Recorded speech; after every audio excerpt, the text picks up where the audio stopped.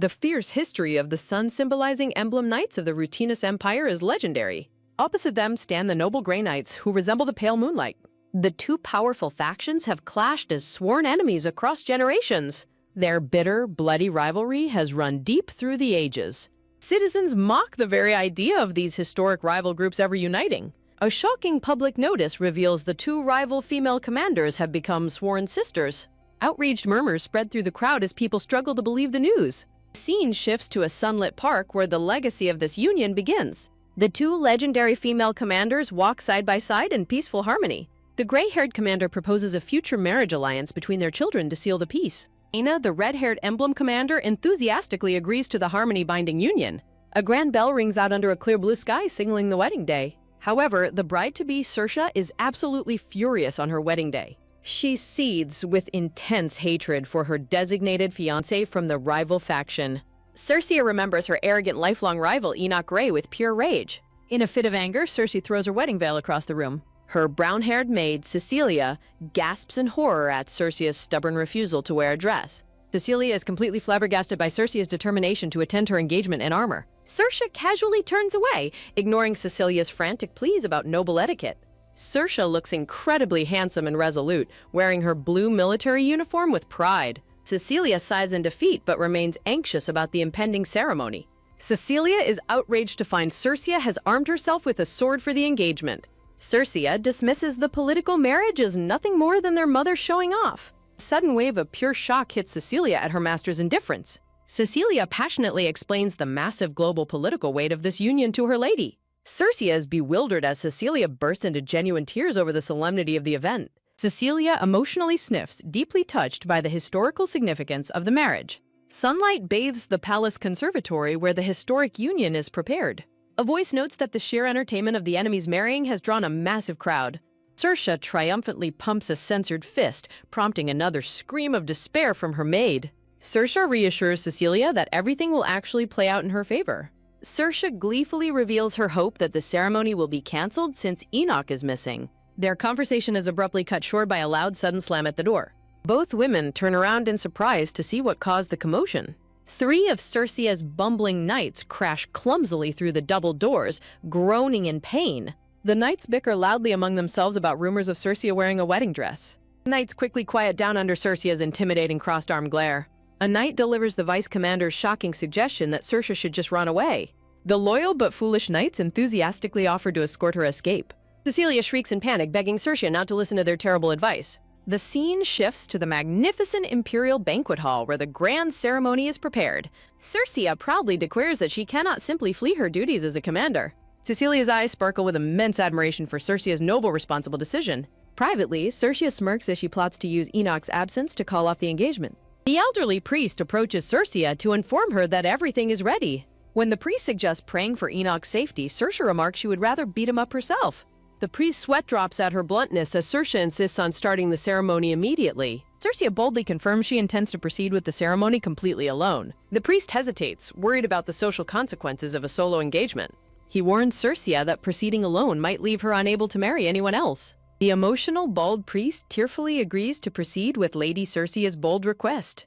Cersei enthusiastically demands they start the ceremony immediately, and the priest happily agrees. Grand gold horns blare loudly to signal the start of the solo engagement ceremony. The elderly priest stands ready at the altar as the ceremony officially begins. Cersei walks forward as the crowd whispers disappointedly about the missing Enoch. Cersei mentally complains about the crowd's loud, foolish romanticization of the insufferable Enoch. Cersei dismisses the murmurs, smirking in satisfaction at her rival's convenient absence. Cersei freezes in shock as a mysterious silhouetted figure appears at the entrance. Cersei turns around with a sweat drop, deeply unsettled by the unexpected arrival. A battle-worn, silver-haired man covered in blood makes a dramatic entrance. Blood-splattered, silver-haired man smiles confidently, undeterred by his state. Cersei asks about his bloody condition, and Enoch replies he had to make it. Cersei angrily demands Enoch stop calling her by her sickening nickname.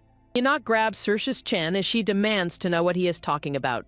Enoch dismisses her question and suddenly pulls her into a shocking kiss. Cersei is completely paralyzed with shock, wondering what on earth is happening. Cersei internally curses Enoch for his incredibly bold and unexpected action. Cersei's bumbling knights erupt in furious outrage over Enoch's unacceptable behavior. Enoch gazes deeply into her eyes as the shocking moment stretches on. Cersei remains utterly dumbfounded by the reality of being kissed right then. Their lips slowly part, leaving a lingering tension in the silent hall.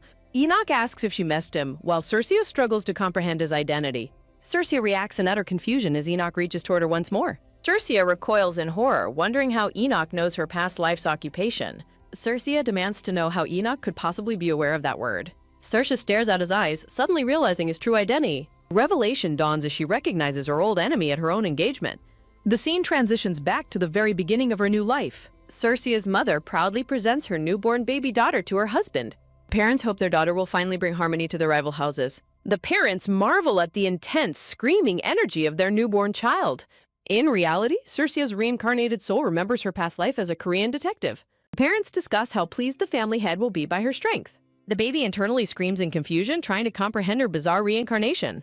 She recalls her initial frustration at being trapped inside a helpless baby's body. She remembers chasing her parents' killer, her lifelong enemy, in her past life. She vividly recalls shouting for the fleeing culprit to stop right there. She remembers reaching out to grab the culprit just as he nearly escaped. Her final memory is a tragic accident, leaving her deeply frustrated and wronged. The parents mistake their baby's frustrated internal detective screams for beautiful canary-like crying. The parents interpret her angry wails as a sign of a great destiny. No one, not even her doting parents, could comprehend her baby's true thoughts. The castle maids gather round Circe's crib, gushing over her adorable cheeks. Young Circe sits quietly, slowly adjusting to her new life as a toddler. Circia realizes she can easily manipulate her caretakers, enjoying the perks of toddlerhood. The head maid reprimands the others for slacking off instead of preparing for the family head. The maids gossip about why the family head hasn't visited his granddaughter once. Circe casually wonders if the grandfather's heart will eventually soften over time. Circia reveals they were banished because the grandfather refuses to recognize them. Circia dismisses the banishment, questioning if such dramatic hostility is even necessary. Rested and content, baby Circia happily resolves to live a quiet, lazy life this time. Frantic shouts from the cleaning maid suddenly wake baby Circia from her peaceful sleep. A worried maid rushes in, startling Circia as she wonders about the loud commotion. Circia can only babble in confusion as she tries to ask what is happening. The panicked maid urgently warns Circia that her terrifying grandfather is about to arrive. The maid begs Circia to behave while a voice calls for the staff to gather. The maid runs off in terror, leaving Circia feeling incredibly nervous about her grandfather. Heavy, imposing footsteps sound down the corridor as the feared visitor finally makes his entrance. The trembling household staff stands in a rigid, anxious line to greet the family patriarch. The legendary family patriarch, Zedfil Imblum, stands tall, radiating a stern and overwhelming presence. Glaring with intense authority, the red-bearded patriarch demands to see his granddaughter immediately. A heavy, tense silence settles over the hall as the patriarch stands completely motionless. An oppressive purple aura radiates from the patriarch, causing the sweat-dropping Circia to panic. Circia observes his terrifying demeanor, wondering if she was hated by such a formidable commander. The butler nervously introduces the baby, but the grandfather reacts with growing, dangerous anger. Enraged, the grandfather strikes out with sheer pressure, punishing the butler for naming Circia. Circia is utterly shocked as the butler coughs up blood from the grandfather's sheer pressure. Circia marvels in shock at the unfathomable superhuman strength of her grandfather's aura. A blazing red aura cloaks the patriarch as he stands tall over the butler. Circia panics in sheer terror as her grandfather suddenly locks his glowing eyes onto her. Circia trembles while holding her toy, but the grandfather surprisingly wonders if she is underfed. The butler sweat drops and assures the grandfather that the baby actually has a great appetite. The grandfather insults Circia's tiny size before departing, leaving her offended by his remark. Circia tries to baby talk her concern to the butler, who is touched by her worry. The butler proudly reveals a bottle of fake blood, explaining it is a survival tactic. Circia is highly impressed by the butler's cunning ability to survive her terrifying grandfather. Circia deeply contemplates her next move, realizing she needs a countermeasure against her grandfather. Melrisha rushes down the stairs looking for her father, while Circia happily recognizes her mother. Upon hearing her father left, Merlisha smugly claims he ran away to hide his love. Melrisha declares absolute victory, completely ignoring the butler's sweat-dropping comment about her father's swift departure. Melrisha happily coddles Circia, while the butler internally notes it was actually a total defeat. Circia looks at her doting mother with a slightly confused expression as she is hugged.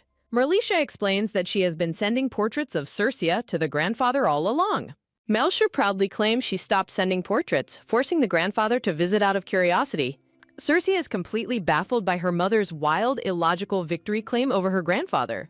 Circia realizes her grandfather is Zedfil Imblum, the strict man who called her an anchovy. While the adults enthusiastically celebrate grandfather's alleged love, Circia internally cries out in despair. Saoirse wails in protest, completely rejecting the idea that her terrifying grandfather actually loves her. Saoirse affectionately cuddles her, leaving Saoirse feeling totally misunderstood by her overly optimistic mother. A lavish spread of rich, rare delicacies is presented to help Cersei grow bigger. Saoirse releases a deep, exhausted baby sigh at the massive feast before her. Saoirse trembles at the table, feeling the suffocating literal weight of her grandfather's love. Completely stuffed and sweating, Cersei stares in absolute horror at the endless delicacies. With a sudden crash, Cersei flips the table and runs away from the overbearing feast. Plates and food fly everywhere as the panicked butler ducks for cover in the chaos. Cersei flees in tears, regretting her past appearance as her butler chases after her. A white-haired boy, Enoch, is introduced to his future fiancée, Saoirse, through a portrait. With a sudden crash, young Enoch angrily knocks the portrait of Cersei to the floor. Cersei reflects on her lifelong enemy, Enoch, calling him the biggest headache of her existence. Young Enoch forcefully steps forward on the fallen portrait with a cold, defiant glare. Daniel ponders who her absolute favorite person in the entire household is. Saoirse struggles to finish her massive meal as Benedict asks if she's finally done eating. Excitedly reaching her arms out, the red-haired baby eagerly welcomes Benedict into the dining hall. Benedict rescues Cersei from the endless feast, comforting her as she cries about being overfed. Cersei claps her hands in delight, thrilled that Benedict perfectly understands her culinary struggle. Cersei deeply appreciates her father's uncanny ability to understand her feelings better than anyone else. Cersei admires Benedict's exceptionally handsome features and gentle smile as he cradles her warmly. Butler desperately pleads for them to stay, noting there are still 12 courses left to serve. Benedict reads a classic bedtime story to Saoirse, who secretly finds the simple tale surprisingly entertaining. When asked if she wants more, Cersei eagerly nods, impressing Benedict with her apparent love for books. Butler suddenly enters to announce that the intimidating family head is currently on his way. Benedict assumes the patriarch arrived early out of love, but Saoirse remains highly skeptical. Cersei internally complains about her grandfather's overbearing presence, finding his arrogant attitude incredibly annoying. Benedict gently pats her head, assuring Cersei that her grandfather's harsh words actually stem from deep affection. Cersei wonders if her father's reassuring words could actually be true as he strokes her hair. Cersei recalls that the expensive, rare delicacies sent to her required directly hunting formidable beasts. Cersei realizes the sheer effort her elderly grandfather must exert to personally source such rare, high-quality food. The imposing, red-bearded patriarch bluntly criticizes Cersei's small frame, comparing her limbs to rotten branches. Benedict warmly greets the patriarch while Cersei fumes in silent, baby-faced outrage over the harsh insult. The patriarch continues his harsh criticism, comparing Cersei's feisty attitude to that of her mother. Cersei's patience snaps as she throws a massive baby tantrum, completely exasperated by his attitude. Benedict hilariously translates the patriarch's harsh criticisms into compliments, leaving Cersei utterly dumbfounded. The grandfather stammers in protest, desperately trying to deny his son's incredibly generous translation. Quickly shifting the subject, the red-bearded patriarch awkwardly asks if the young girl has started walking yet. An awkward, tense silence fills the hallway as the grandfather stands stiffly waiting for an answer. Cersei panics as Benedict proudly boasts to the patriarch about her impressive early walking abilities. Benedict confidently assures the stunned patriarch that Cersei can already balance perfectly and even run. The patriarch turns absolutely livid upon hearing that he missed his granddaughter's precious first milestones. A sudden, thunderous tremor shakes the entire castle as a powerful wave of ore erupts. Terrified by the sudden castle-shaking vibrations, Cersei tightly clings to her father's clothes for safety. Enveloped in a blazing red aura, the patriarch charges off in a fit of extreme disappointment. Roaring in pure rage, the grandfather smashes through the castle walls, hunting down his rival. Cersei is left utterly speechless by her grandfather's terrifyingly superhuman speed and destructive exit.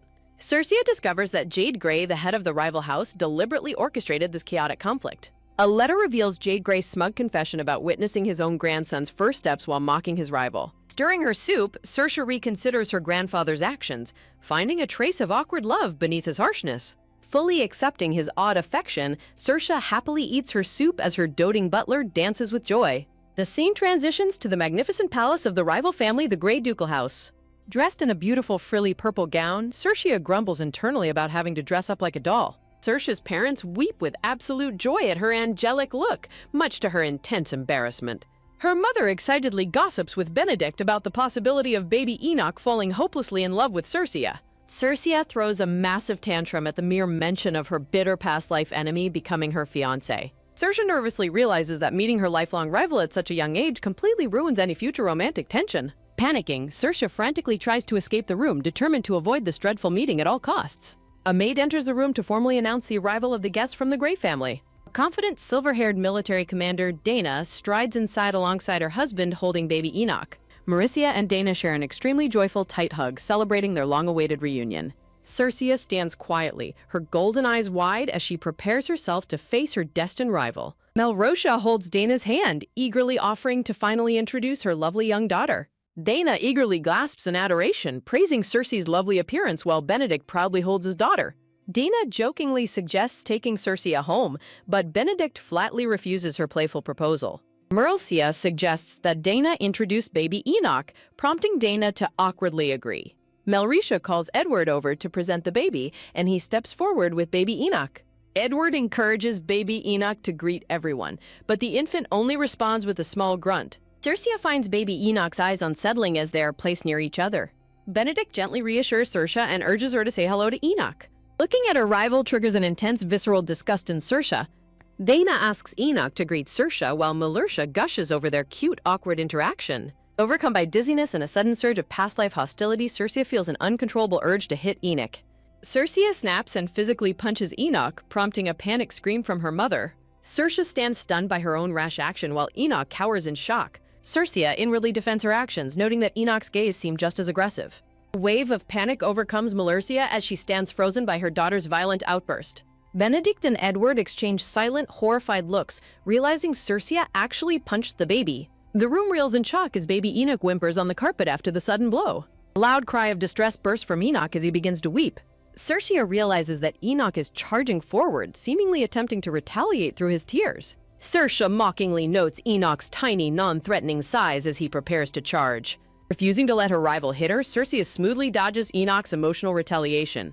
Enoch misses completely and trips onto the floor, wailing in utter defeat. Cercia smugly reflects that dodging a baby is child's play for a former South Korean detective. An incredibly awkward, heavy silence fills the room as the adults stare at the fallen baby. Dana pulls a crying Enoch away, scolding him for attempting to attack Cercia. Cercia notices her mother approaching while Dana quietly appreciates her son's feisty nature. Cercia turns around nervously as her mother stands over her with an opposing aura. Melrotia sternly demands an explanation for the violence, while Cercia tries to lie that Enoch simply fell. Mercilessly insists that they cannot ruin the meeting and orders Cercia to apologize to Enoch. Mauricia eagerly offers Cercia's apology, but Dana politely declines to make a big deal of it. Cercia's nausea flares up again just as her mother tries to make her blow on Enoch's bruise. Unable to contain herself, Cercia accidentally vomits a colorful stream directly onto baby Enoch's face.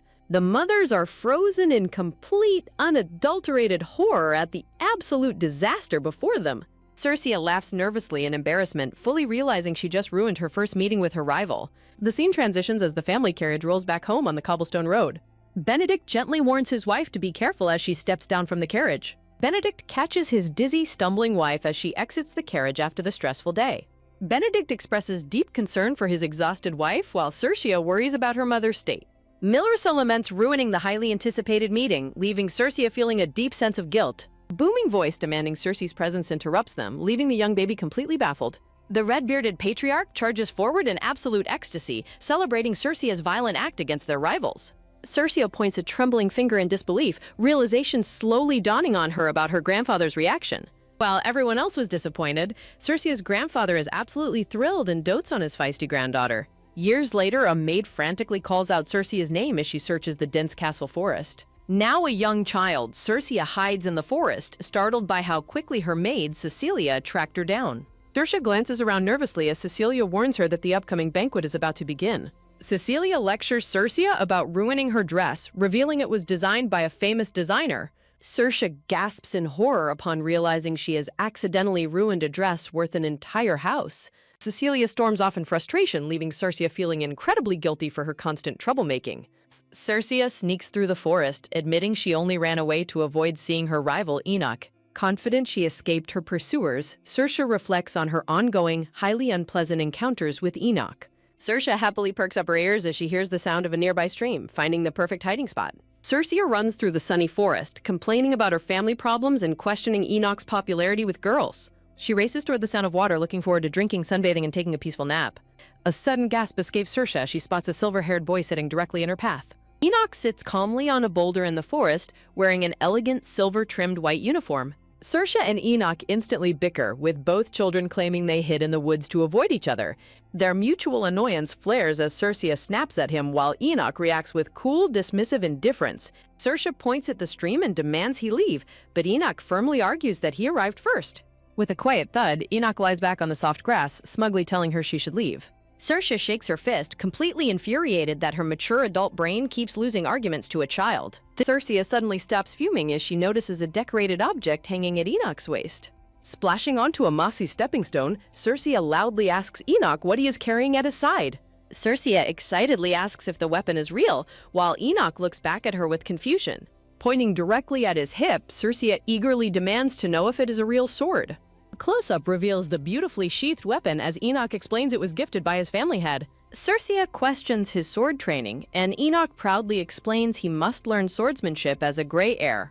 Enoch asks if she has started her own training, reminding her of her prestigious emblem family name. Saoirse weakly agrees, silently noting that her background naturally sparks a curiosity about martial weapons. Saoirse secretly admires the beautiful sword, finding it annoying that her rival obtained one before her. Remembering her exhausting past life as a detective, Saoirse deeply dreads the hardships of physical training. When Enoch asks why she has not started training, Saoirse admits she dislikes the pain and effort. Enoch violently grabs Saoirse's collar, furiously shouting that she cannot simply avoid learning swordsmanship. Shaking Saoirse, Enoch fiercely commands her to fulfill her duties as the sole heir of House Emblem. Covering her mouth, Saoirse threatens to punch and throw up on him again if he doesn't let go. Saoirse sighs in relief as Enoch quickly backs away, though he still questions her lack of training. Enoch visibly trembles with deep frustration when Saoirse casually confirms she will not practice swordsmanship. Saoirse reacts in utter confusion when Enoch suddenly claims that her lack of training makes her boring. Enoch smugly provokes her, declaring that her weakness will cause the decline of the prestigious House Emblem. Saoirse is left utterly speechless and insulted by Enoch's arrogant taunt. A dark, tense silence falls as Saoirse lowers her head, her anger slowly rising. With a furious roar, Saoirse explodes with a blazing red aura, screaming at him to shut up. Enoch continues his smug lecture about her weakness and her family's decline as Saoirse silently cedes. Saoirse whispers a cold, threatening remark, her face shadowed with pure fury. Enoch's smugness instantly vanishes, replaced by absolute terror as he realizes he has unleashed a monster. With a loud thwack, Saoirse delivers a powerful flying punch directly into Enoch's face. Saoirse thoroughly beats Enoch to a pulp, reflecting that despite his maturity, he is still just a child. Maricia punishes Saoirse by making her hold a heavy wooden bucket of water above her head. Maricia sternly asks if she understands her mistake, noting that Saoirse beat Enoch far too harshly. Holding the dripping bucket, Saoirse reluctantly apologizes while silently complaining about her aching arms. Saoirse poutingly justifies her actions, thinking Enoch deserved the beating for provoking her first. Merlicia scolds her daughter for talking back and demands she show proper reflection for her violent behavior. Suddenly, the door slams open as the red-bearded patriarch boisterously asks if Saoirse beat up their rival's child. The patriarch joyfully lifts Saoirse into the air, celebrating her glorious physical victory over their rivals. Saoirse's eyes tear up with sudden emotion as she looks at her supportive grandfather. The red-bearded patriarch is completely taken aback and frantically asks his granddaughter why she is crying. Sobbing loudly, Saoirse complains that Enoch insulted her and called her boring for not learning swordsmanship. Saoirse cries that Enoch predicted her family's decline, asserting her own pride as an honorable emblem. The patriarch bursts into laughter, proudly hugging Saoirse and praising her as an honorable emblem. Merlicia looks on in complete speechlessness while the patriarch continues to boast about his granddaughter's pride. Night falls over the grand castle, casting a serene blue light across the balcony under a full moon. Tossing in bed, Saoirse rubs her aching arms, still feeling deeply misunderstood by her mother. Saoirse is startled awake in her bedroom when she hears her door creaking up and in the dark. Saoirse decides to pretend to sleep to avoid talking to whoever is entering her dark bedroom. Merlicia looks down at her sleeping daughter with a sorrowful expression as Saoirse silently notices her presence. Merlicia gently touches Saoirse's arm, expressing remorse for scolding her harshly, while Saoirse silently winces in pain. Merlicia applies a soothing green ointment to Saoirse's arm while revealing that Enoch also ran away after being scolded. Merlicia sadly regrets prioritizing political harmony over her own daughter's feelings, admitting she deeply hurt the children. Mercia tearfully apologizes to Saoirse, declaring that her daughter is more precious to her than anything else. Merlicia kisses Saoirse gently on the cheek to comfort her before leaving her to rest. Merlicia prepares to leave, reflecting that Saoirse's anger today showed her rising pride as an emblem heir. Merlicia warmly wishes her daughter a good night, deeply proud of how much she has grown. Saoirse sits up in bed alone, her eyes filled with tears from her mother's heartfelt confession. Saoirse clutches her bedsheet in confusion, wondering why such a warm maternal gesture makes her feel so scared. Saoirse recalls her past life, where her abusive biological parents died and she was placed in an orphanage. A wealthy couple visited the orphanage, offering to adopt Saoirse and promising to love and cherish her forever. Young, dark-haired Saoirse smiled brightly at the kind-seeming man, feeling a rare moment of pure hope. Saoirse happily accepted their hand, believing her past loneliness was finally at an end. But the memory shifts as a police line blocks a chaotic crime scene buzzing with frantic voices. Saoirse watched in shock as paramedics wheeled a covered body away from the building. Saoirse gasped in horror upon recognizing her adoptive father's distinct watch dangling from the stretcher. A police officer quickly restrained Saoirse as she desperately tried to cross the police tape. Dragged away, Saoirse refused to believe the police claims that her adoptive parents had committed suicide. Saoirse dedicated her past life to becoming a detective, driven by her disbelief regarding their sudden deaths. Showing her detective badge, Saoirse reflects that she grew up entirely devoid of genuine parental love. Back in the present, Saoirse trembles with fear that her kind new mother might suddenly disappear. Saoirse reflects on this unfamiliar warmth, realizing she has never experienced such deep maternal care before. Smiling through her tears, Saoirse admits she is deeply terrified but incredibly happy in this new life. Saoirse steps out onto her castle balcony to clear her head under the serene moonlight. The cool night air energizes Saoirse, helping her dismiss her lingering frustration regarding Enoch's insults. Saoirse hilariously fumes as a chibi, mocking Enoch for his arrogant pride over basic wooden swordsmanship. Saoirse's laughter is suddenly cut short by a mysterious rustling sound from the garden below. Alerted by the noise, Saoirse appears over the balcony railing to investigate the source. Saoirse spots a small figure moving in the bushes, suspecting an intruder has entered the grounds.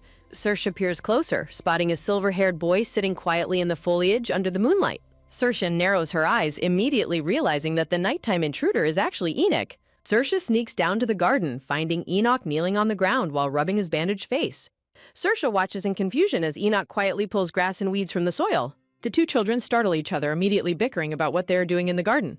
Enoch nervously holds up the pulled weeds, sheepishly claiming he is simply clearing the garden. Enoch glances sideways with a blushing, bandaged face, looking incredibly nervous in her presence. Saoirse folds her arms, looking entirely unconvinced and utterly baffled by his strange behavior. Saoirse turns to leave, prompting a panicked Enoch to quickly reach out and stop her. Saoirse demands he speak quickly, reminding him that search parties will find him soon since he ran away.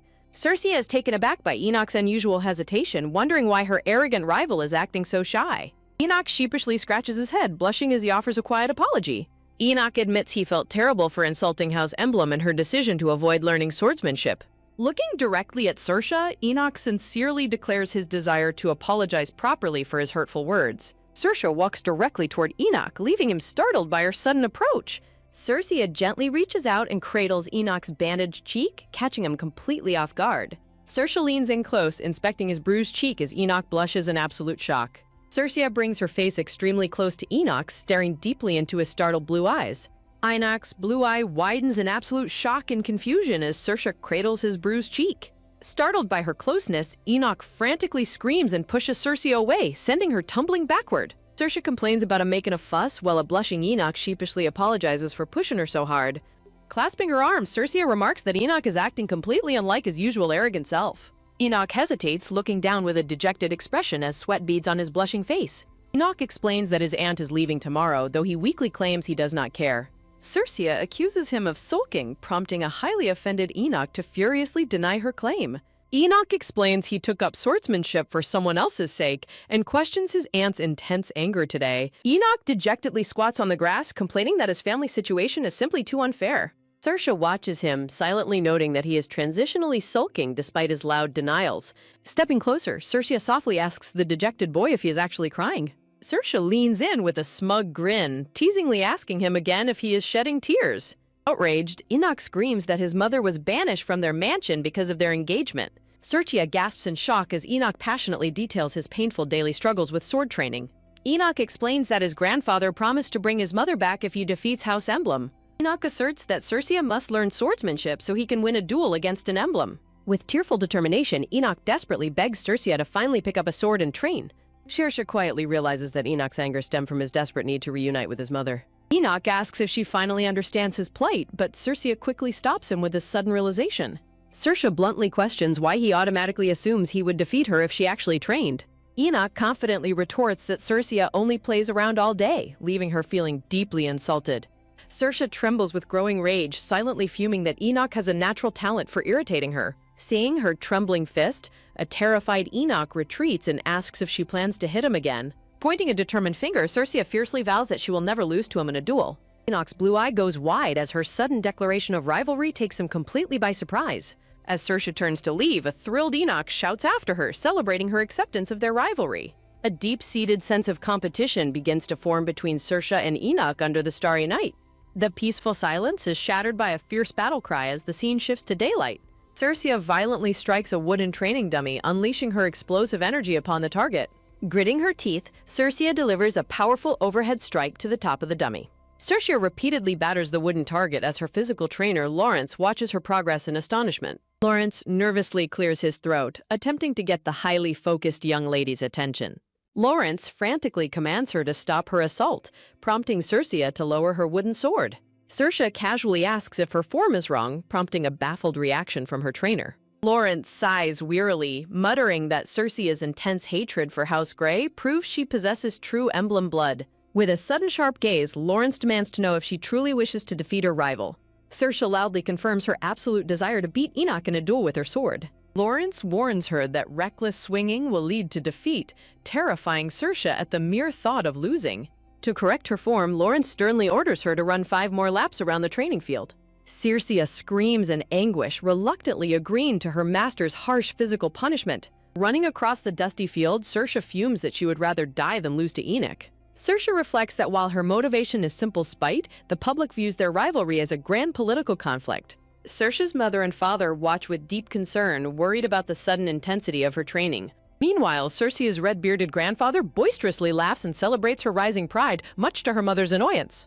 News of the dramatic duel challenge quickly spreads to the common folk inside a bustling tavern. The local tavern patrons animatedly discuss the shocking rumors of a duel between the two young heirs. Men speculate that Saoirse and Enoch are competing for the prestigious title of the Emperor's Guard Knight. The excited patrons toast their mugs, eagerly celebrating the return of the fierce rivalry between the grand families. Meanwhile, a heavy red royal cape decorated with gold embroidery sweeps across the palace floor. A mysterious blonde man strides confidently toward his grand throne, bathed in the warm golden light of the imperial palace. Emperor Markian Leopold Rutinus rests majestically on his golden throne, exuding overwhelming authority. The golden-haired emperor inquires with deep intrigue regarding Saoirse Emblem's sudden interest in learning swordsmanship. The gray-haired servant confirms the mounting rivalry, prompting the emperor to anticipate long-awaited amusement for his people. The servant grows visibly anxious, noting the dangerous implications of involving mere 7-year-old children. The golden-haired emperor glares menacingly, sharply rebuking the servant for questioning his royal authority. Trembling with fear, the servant drops to his knees and desperately begs for forgiveness for overstepping. With a cunning grin, the emperor grants forgiveness before commanding the servant to retrieve a specific individual. The emperor reveals his plot to invite the competing heirs to meet the realm's next sovereign. A young golden-haired boy quietly reads a book, pondering the grand destiny of the noble houses. Looking up thoughtfully, the young boy wonders which family will serve as his faithful sword. Saoirse's mother serves tea, questioning if Saoirse's intense training has gone too far. Saoirse's red-bearded grandfather dismisses her concerns, though her mother fears the physical strain on their young daughter. Saoirse's grandfather proudly boasts of their resilient lineage, completely undeterred by Saoirse's intense competitive drive. Saoirse's mother rubs her temple, highly suspicious that someone is feeding Saoirse updates about Enoch. She notes Saoirse's relentless determination to outshine Enoch at any cost. Saoirse's red-bearded grandfather furiously shakes with anger, vowing to punish whoever is leaking the training updates. In a flashback, Lawrence pushes Saoirse to complete 1 more lap during their grueling practice. Lawrence passionately motivates the exhausted girl while Saoirse's grandfather secretly watches from the sidelines. Saoirse's grandfather surreptitiously whispers exaggerated rumors of Enoch's incredible training achievements into Lawrence's ear. Fueled by the rumor, Lawrence loudly commands Saoirse to match Enoch's 10 laps, shocking her.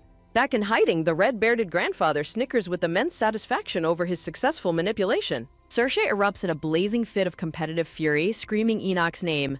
Back in the present, Saoirse's sweating grandfather quickly excuses himself to deliver water to Saoirse. The butler suddenly bursts through the double doors, urgently calling for the family head. The butler presents a prestigious letter announcing a special invitation from the Imperial Palace. Mercia reviews the document with confusion, questioning why they received another invitation. The official document reveals a direct invitation addressed specifically to Saoirse Emblem for the tournament. Melrisha reacts with intense shock upon realizing Saoirse is invited to the Grand Imperial Hunt. Melrisha springs up in sheer panic, asking if Enoch also received the dangerous invitation. The butler confirms the high probability, leaving Morisha deeply troubled by the Emperor's cryptic intentions. Morisha slams her hand onto the table, protesting the harsh demands placed on the children. Melrisha trembles with dread at the prospect of sending Circia into a monster-infested forest. Mersha watches her husband playfully lift Circia outside, filled with an ominous sense of foreboding. Circia beams with pure, innocent joy under the warm sunlight. The scene shifts to the elegant territory of the Condrius Realm. A grand carriage arrives at the estate, escorted by noble knights on horseback. Circe's father gently comforts his anxious wife, reassuring her that the tournament grounds are secure. Circe's father expresses absolute faith in their daughter, while Circe desperately covers her ears nearby. 3 young noble girls inside the carriage weep hysterically, demanding to accompany Enoch to the tournament. Covered in stress, Circe begs the weeping children to remain quiet during the jury. A blonde girl argues passionately about marrying Enoch, escalating the dramatic tension inside the carriage. Circe furiously denies any interest in marrying Enoch, loudly declaring he is not her type. Circe dramatically claims she would rather marry her own father, stunning the 3 girls into silence. Circe mockingly compares Enoch to a stick, directing the girls' attention to the carriage window behind them. The 3 girls turn in unison, spotting Circe's father looking back at them. Circe's father radiates a sparkling, unbelievably handsome aura, leaving the young girls completely mesmerized. Struck by sudden infatuation, the 3 girls blush intensely, their hearts captured by his dashing looks. The girls hysterically change their minds, screaming their desire to marry Circe's father instead. Circe sighs in relief as the carriage door opens, glad their chaotic journey has finally ended. Carriages assemble outside the majestic castle of Condrius Earldom under a clear blue sky. Circe looks out the carriage window in absolute awe, amazed by the sheer glamour and the vast number of nobles gathered. A bustling crowd of high society nobles gathers inside the luxurious gold-gilded banquet hall. A dark-haired noblewoman excitedly declares her eagerness to speak with the esteemed guests while her companion watches in surprise. A noble lady rushes forward, her high heels clicking loudly against the polished ballroom floor. An announcement echoes through the grand hall, declaring the arrival of Duke Jade Grey. The silver-haired patriarch stands majestically beside Enoch as they make their grand entrance. Duke Grey sternly instructs Enoch to gain recognition at the tournament, since all the nobles are watching him. The patriarch demands Enoch prove his superiority over House Emblem, and the boy nervously agrees. Enoch nervously complies with his grandfather's harsh demands, sweat dripping down his cheek in a comical manner. Duke Grey leads Enoch to greet the families, while Enoch wonders if Circe has arrived yet. The guest remarks that the arrival of House Emblem would surely make the banquet hall much louder. Looking determined, Enoch silently resolves that Circe will never be better than him at swordsmanship. Enoch strides confidently forward, firmly believing that his superiority over Circe is an unchangeable fact. A heavy leather suitcase drops to the floor with a sudden soft thud. Circe sighs heavily and collapses face first against the wall, completely exhausted by her journey. Cecilia the maid sets the luggage down and bids Circe goodbye, which Circe casually acknowledges. Cecilia informs Circe that her parents are dining with the hosts, leaving her to eat alone. Circe is utterly shocked to learn she cannot see her parents on her special day. Cecilia cheerily bids Circe to call if needed, quickly closing the door behind her. Sweat dripping down her face, Circe realizes with horror that even Cecilia has left her alone.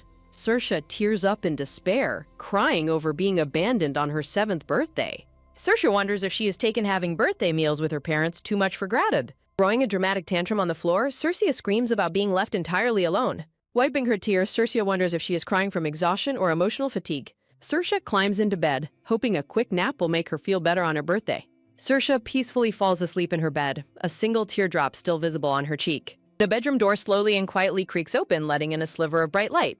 An affectionate hand gently brushes against Circe's sleeping face, expressing deep sympathy for her tears. A gentle hand strokes Circe's forehead with pure tenderness as she sleeps peacefully in bed. Cecilia shakes Circe awake, urgently telling her to rise, which leaves the girl groggy and confused. Circe protests when a blindfold is placed over her eyes, but Cecilia insists she follow her. Cecilia guides a confused Circe forward, promising that all will be revealed very soon. Circe complains about having a busy schedule today, completely unaware of what lies ahead. Cecilia quietly shushes the blindfolded Circe, guiding her gently by her small hand. Circe sighs that she just wanted to spend her birthday resting with her parents as Cecilia unties the blindfold.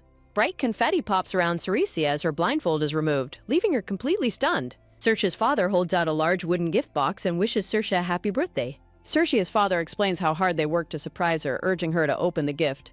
Circe bursts into tears of joy, realizing her parents would never forget her birthday. With mounting excitement, Circe carefully lifts the lid of the large wooden gift box.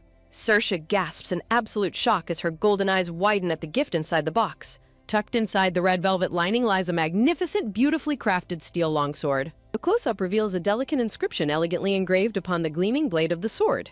Trembling with tears of gratitude, Saoirse looks up at her father in disbelief. In a flashback, Cersei's father explained she was too weak for a real sword like Enoch. Remembering her past tantrum, Saoirse is deeply touched that her father handcrafted the weapon for her. Her father proudly presents a magnificent gold-embroidered blue emblem uniform to match her new knight status. Saoirse tries on the beautiful uniform, declaring it the absolute best birthday gift ever. Saoirse turns around to find a grand lineup of knights waiting behind her in the yard. Saoirse looks ahead in surprise, spotting her mother among the knights gathered in the courtyard. Saoirse is wide-eyed and startled, staring forward in complete shock at what is happening. Merlcia stands majestically in her uniform, confidently holding her sword before her. Cersei asks if her mother now recognizes her as a true knight. Merlcia smiles excitedly, declaring that she will not go easy on her daughter. Saoirse tearfully thanks her mother, proudly mentioning how hard she has practiced. Cersei gleefully presents her new sword, radiating confidence under a golden, glowing aura.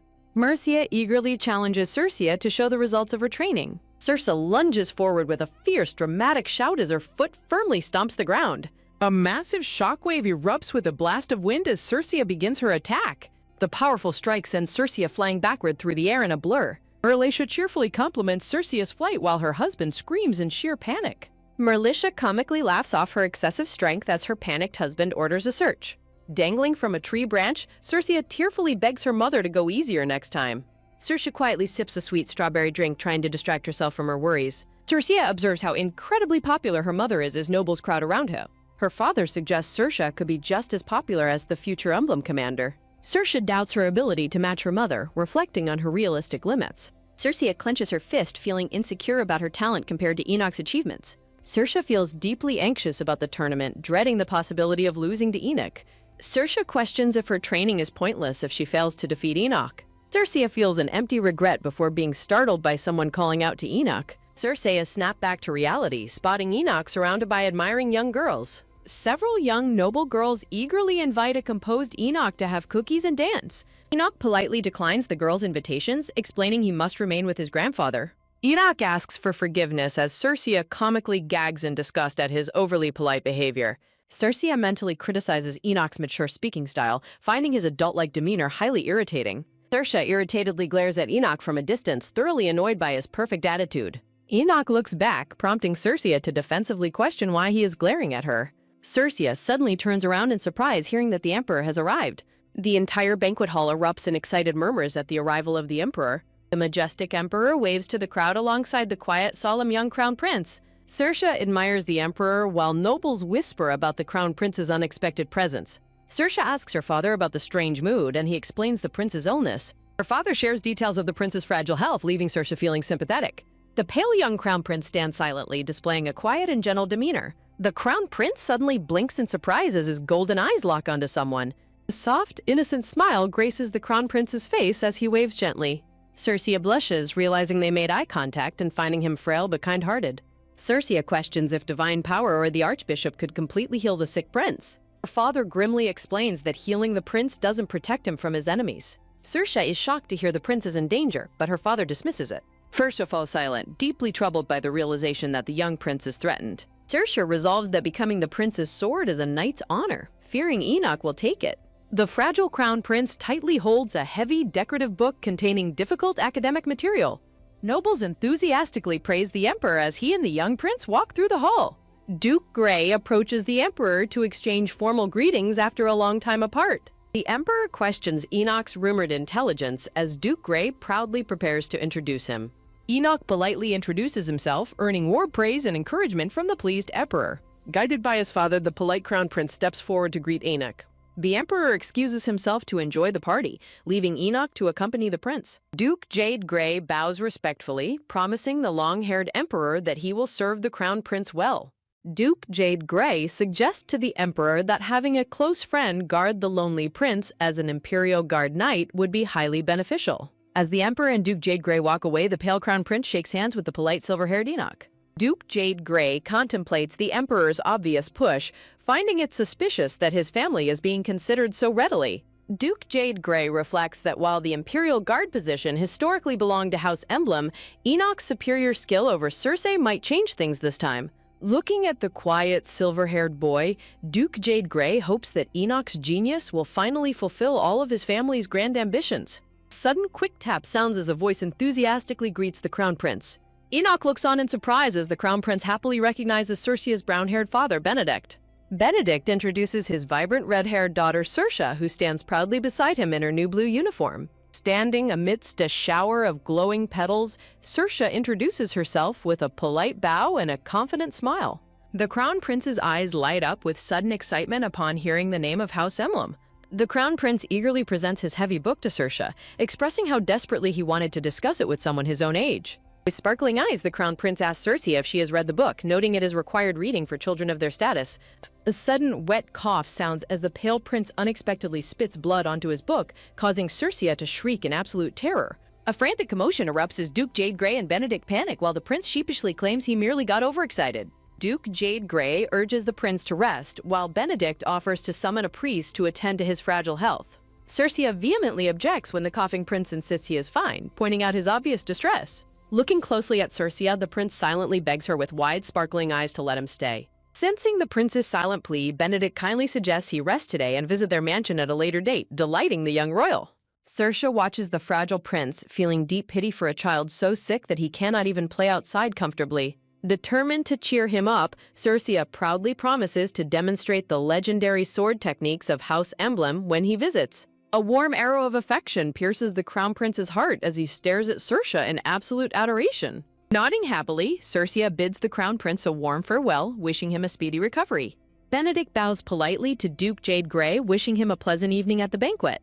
Duke Jade Grey curtly offers to escort the prince to a priest, secretly impressed by Benedict's clever maneuvering to secure the prince's visit. Observing the departure, a sweating Enoch quietly admits his rising anxiety about his upcoming competition. The golden rays of dawn illuminate the lush green entrance of the mysterious Mitro forest. An announcer shouting through a megaphone declares the opening of the tournament gates to the aspiring knights. Grand announcement echoes across the grounds, welcoming everyone to the prestigious Mitro Forest Hunting Tournament hosted by the Emperor. An eager crowd of noble spectators walks toward the tournament grounds, anticipation filling the air. Melrisha, clad in silver armor, holds Circe's shoulders and asks her daughter what lesson is most important. Circe confidently recites her mother's advice to keep her eyes on the prey, prompting Melircia to ask what Circe is best at. Baby Circe scratches her head in confusion, wondering what her special talent is, as Melrisha cryptically hints she will find out soon. Benedict gently interrupts, reminding them that Circe must go, while Circe wonders if her mother meant potions. Benedict reassures a worried Melircia that Circe will only face harmless herbivores in the youth section. Clenching her fist with a bright grin, Circe assures her mother that she is incredibly strong and not to worry. With a cheerful shout, Circe gleefully runs off toward the forest to join the tournament. Circe dashes away into the distance, ignoring her mother's frantic warning that losing is better than getting hurt. Realizing her mistake, Circe quickly covers her mouth in shock, realizing she yelled the exact opposite of what she meant. Circe's eyes burn with fierce determination, resolving to defeat Enoch before he grows any stronger. Sprinting forward with unmatched speed, Circe vows to catch far more prey than Enoch. A sharp electrical spark startles a blonde-haired boy standing at the edge of the forest. The blonde boy turns around in confusion, uttering a quiet question to the red-haired girl standing nearby. Circe introduces herself with a polite wave, but the boy awkwardly begins to explain something else. Circe suddenly gasps in shock, frantically asking if the tournament has already started and where Enoch is. Circe screams in utter disbelief upon realizing that Enoch has already run ahead into the forest without telling anyone. With a furious shout, Circe dashes into the woods, leaving the blonde boy and his friend utterly bewildered. Scratching his head, the blonde boy mutters that he was actually trying to warn her to give up. The boys decide to stay put, noting that Circe is clearly indifferent to them, unlike the other competitive nobles. A sudden soft thud sounds as two fluffy brown rabbits tumble over on the forest floor. Startled by a sudden sound, Circe discovers the two boys in the forest and questions what they are doing. Circe warns the boys that they will lose at this rate, but they explain they are organizing her scattered prey. Circe insists on taking over the cleanup so that the two boys can go back to hunting. The dejected boys explain that winning or losing is troublesome because no one cares about lower nobility. Circe is shocked to hear their concerns about being labeled traitors for disrupting the main event. The boys lament that trying hard is pointless because the outcome of their efforts is disregarded. A rattling sound echoes as Circe tightly grips her sword hilt in silent frustration. Circe furiously yells at the boys, declaring that they are entirely wrong about everything. Bright sunlight filters through the forest as Circe proclaims this situation is like winning the lottery. The confused boys question her meaning, but Circe confidently asserts they won't become traitors by winning. Circe explains that while nobles expect to watch the clash of the great houses, another fire could steal the show. Grinning mischievously, Circia compares the rivalry of their families to fires breaking out at major houses. Raising her gloved finger, she poses a riddle about a neighboring house blazing brighter than the original fires. She questions if anyone would really blame a third party for providing a more exciting spectacle. Circia smiles confidently at the boys, letting her dramatic comparison sink in. Circia asks if they would enjoy the new spectacle, leaving the boys completely speechless. Unsheathing her ornate sword, Circia notes that defeating either of them would get the boys recruited. Winking playfully, Circia jokes about them defeating a genius like herself and a mediocre Enoch. Her rallying cry is interrupted when Enoch suddenly appears carrying a massive wild boar. Enoch blankly repeats her insult about him being mediocre, his gaze perfectly flat. Circia laughs nervously while Enoch calmly prepares to recite some wisdom from his grandfather. As the heavy boar slides to the ground, Enoch reflects on birth, appearance, and winning. A majestic aura of blooming white and purple flowers surrounds Enoch as he stands proudly. Surrounded by roses, Enoch solemnly asks the boys if they spoke with their swords today. The blonde boy jumps up in surprise, nervously admitting they haven't said anything yet. The blonde boy hesitantly notes that not everyone has a strong heart like they do. The blonde boy trembles in fear as Enoch comes thoughtfully from off-screen. Circia recognizes the blonde boy as Olivia Boldmore's brother, leaving him shocked. Circia clutches her head as she recalls the agonizing carriage ride spent dealing with Olivia's crying. Circia reveals she remembers his brother's dream to join the Emblem Knights, surprising him. Circia offers a secret tip on how to make a great impression on the Emblem Commander. Giving a thumbs up, Circia explains her mother respects those who refuse to give up, even in defeat.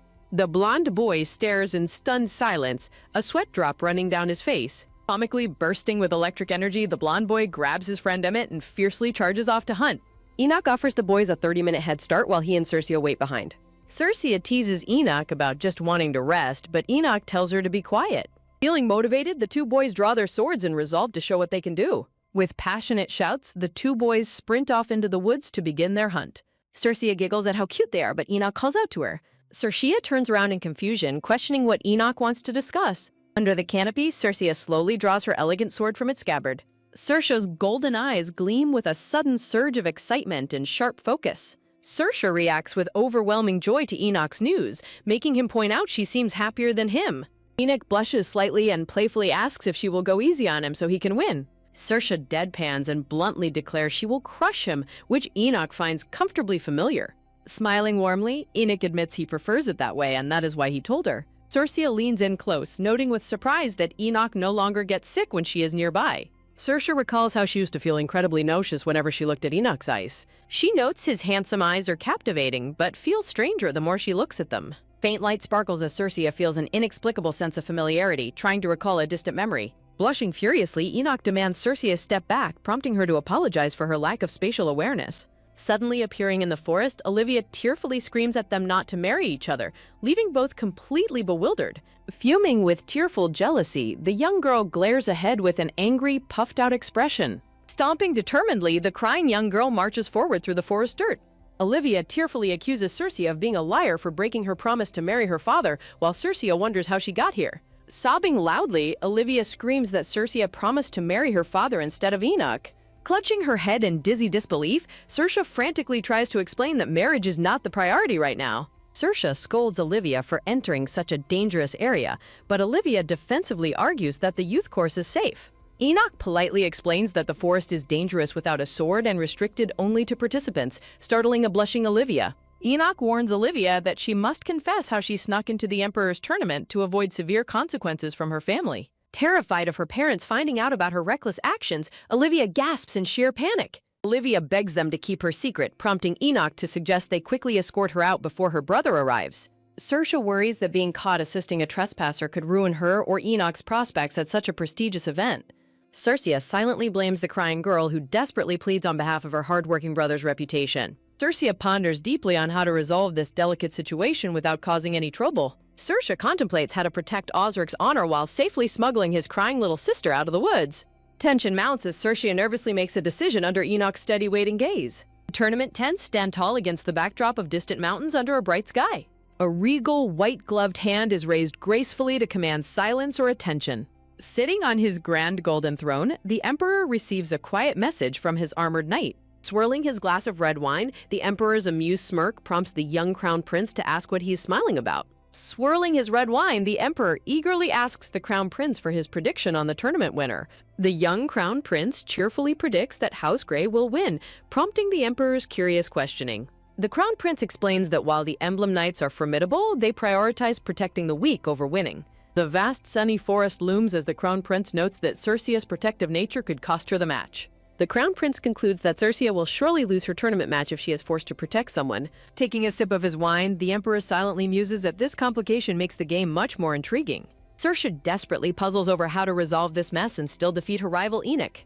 Circea bitterly recalls all the exhausting effort she put into preparing for this match. Circea battles with her conscience, wondering if she should sacrifice the brother's reputation since it is Olivia's fault. A wave of quiet frustration washes over Circea as she prepares to make a difficult sacrifice. Circea's sudden announcement of her forfeiture leaves Enoch staring at her in absolute disbelief. Teary-eyed and deeply moved, Olivia gasps Circe's name in sheer shock and gratitude. Circea offers her hand to Olivia, admitting her disappointment but refusing to prioritize winning over helping someone in need. Circea smiles warmly as she reassures Olivia that she doesn't want to win by ignoring others in trouble. Enoch stares in silent horror, processing the weight of Circea's self-sacrificing decision. Circea makes Olivia promise to stop whining about Enoch, while a frantic Enoch worries about his own tournament standing. Circea firmly tells Enoch he must continue the tournament alone, while a sheepish Enoch offers to help. Circea explains that walking together would only draw unwanted attention and ruin their chances if caught. Circea gently reminds Enoch of his own desperate need to win, a sentiment he solemnly agrees with. A majestic knight with silver armor and a long ponytail stands amidst blooming white roses. Circea playfully nudges Olivia, urging Enoch to win so he won't be embarrassed. Watching Circea go, Enoch silently acknowledges that Circea also had a deeply important reason to win. Circea warmly reassures Olivia as they begin their quiet journey back to the forest exit. Circea notices Olivia trembling violently just before the young girl points ahead in absolute terror. Circea gasps in horror as a monstrous, red-eyed boar demon with massive stag antlers suddenly emerges. Circea panics internally, wondering why a dangerous demon is still roaming the supposedly cleared forest. A sudden hot snort escapes the beast's snout as it glares at them with menacing red eyes. Instantly drawing her sword, Circea shields Olivia while recalling her mother's lessons about monstrous beasts. The salivating demon glares, driven by an insatiable, monstrous urge to hunt down and kill humans. Enoch notes the beast is low-grade, while Circea nervously confirms she already knows. Circea feels overwhelmed, doubting she can handle a monster that even the genius Enoch would struggle with. Circea trembles but realizes everyone will be in grave danger if she fails to stop the beast here. Circea forces herself to find the courage to stand and fight the approaching threat. Circea firmly grips her ornate golden sword, readying herself to confront the terrifying beast. Facing the beast with Enoch, Circea silently calls out to her father for strength. A heavy sigh escapes Circea as she tries to calm her racing heart. Heavy thuds of the monster's hooves echo as it slowly advances. Circea raises her sword high above her head, preparing to strike the charging beast. Circea sharpens her focus, bracing for the impact as the monster draws closer. With a deafening roar, the massive horned beast charges straight toward them. Circea remembers the crucial training advice to keep her eyes locked onto her prey. Circea questions what her ultimate strength is as the moment of impact arrives. Relying on hundreds of hours of practice, Circea swings her sword on pure instinct. She charges the towering beast, trust placed entirely in her body's trained memory. Circea strikes with incredible precision, slicing straight through the beast's massive antler. The blade cuts deep into the beast, drawing a sudden splash of dark blood. The wounded monster squeals in agony, prompting Circea to yell for Enoch to finish it. Circea's desperate cry snaps Enoch out of his daze, signaling his turn to strike. Gritting his teeth, Enoch charges forward as Circea screams for him to deliver the final blow. Leaping high into the air, Enoch launches his decisive attack against the beast. With a powerful shout, Enoch plunges his sword directly into the monster's neck. The blade pierces deep into the beast's skull, instantly paralyzing its final movements. With a final burst, the defeated monster crumbles and disintegrates into black ash. Enoch asks if they succeeded as Circea collapses onto the muddy ground in exhaustion. Circea lies panting heavily on the wet ground, completely drained of energy. Turning back, Enoch looks at Circea in shock and softly speaks her name. Enoch turns his head away, overwhelmed by a sudden wave of shame and self-reproach. Enoch blames himself for freezing up like an idiot while Circea fought the beast. Looking down at his bloody sword, Enoch bitterly concludes that this is the absolute worst. Enoch vividly recalls Circea's voice screaming at him to finish the beast off. Reflects that Circe's urgent cry was the only thing that forced his legs to move. The memory of plunging his sword into the monster flashes vividly in his mind. Enoch admits that Circea saved him by snapping him out of his frozen state. Blood slowly drips from the sword's hilt as Enoch tightly grips his weapon. Enoch acknowledges that this moment represents his complete defeat compared to Circea's bravery. Circe's bloody sword stands driven into the monster's remains as rain drips down. Circe collapses to the ground and asks if the harrowing ordeal is finally over. Olivia tearfully throws herself at Circe, who weakly reassures her that their trial continues. Olivia expresses deep gratitude through her tears, thanking Circe for saving her life. Circe smiles with relief but suddenly freezes as she hears rustling in the bushes. Circe demands to know who is hiding in the bushes as a voice quickly replies. Osric and Emmett emerge with their prey, shocked to find Olivia covered in blood. Osric gazes in disbelief at the massive monster corpse, mistaking Enoch for the hero. Circe quickly interrupts to credit Enoch with the hunt, warning of impending chaos. Circe urges Osric to take Olivia away immediately before anyone notices her trespassing. Osric agrees to escape with his sister, promising to explain the situation to her later. Emmett promises Circe to help guide the siblings out of the forest safely. The trio quickly retreats into the forest depths under the pouring rain. Circe sighs at her eventful day, only to be interrupted when Enoch calls her name. Circe asks Enoch if he is all right, but he solemnly questions why she lied about who hunted the beast. Enoch acts confused by her accusation, but Circe angrily tells him to stop playing dumb as a dark vision of her past life enemy overlaps his face. Circe gasps in absolute shock, pointing in terror as she recognizes the chilling resemblance. Covering her mouth in dread, Circe frantically wonders why her past life enemy's face is overlapping with Enoch's. Circe's legs shiver violently in the pouring rain as sheer panic completely paralyzes her. She bitterly recalls that her past life killer and the murderer of her parents had accomplices. A dark room is left in ruins with a shattered vase against a bright city skyline. She remembers the killer's right-hand man who managed the money and devised political strategies. A group of officers enters the dark room as a man in a suit watches silently. Looking out at the city, the man in the suit mockingly welcomes the detective back for their reunion. With a condescending smirk, Yoon Do-yoon arrogantly asks the detective if she delayed her arrival on purpose. The brown-haired detective glares back at him, her face contorted with intense anger and hatred. Dark background underscores her deep, burning rage toward her mortal enemy Yoon Do-yoon. Circe groans in sudden physical distress, prompting a concerned Enoch to call out her name in surprise. When Enoch tries to approach, Circe frantically yells at him to stay away, startling the young boy. Shivering in the rain, Circe desperately tries to comprehend why her past life enemy's phase overlapped with Enoch's. Enoch wipes the dark monster blood from his hair, worriedly asking if the blood is causing her discomfort.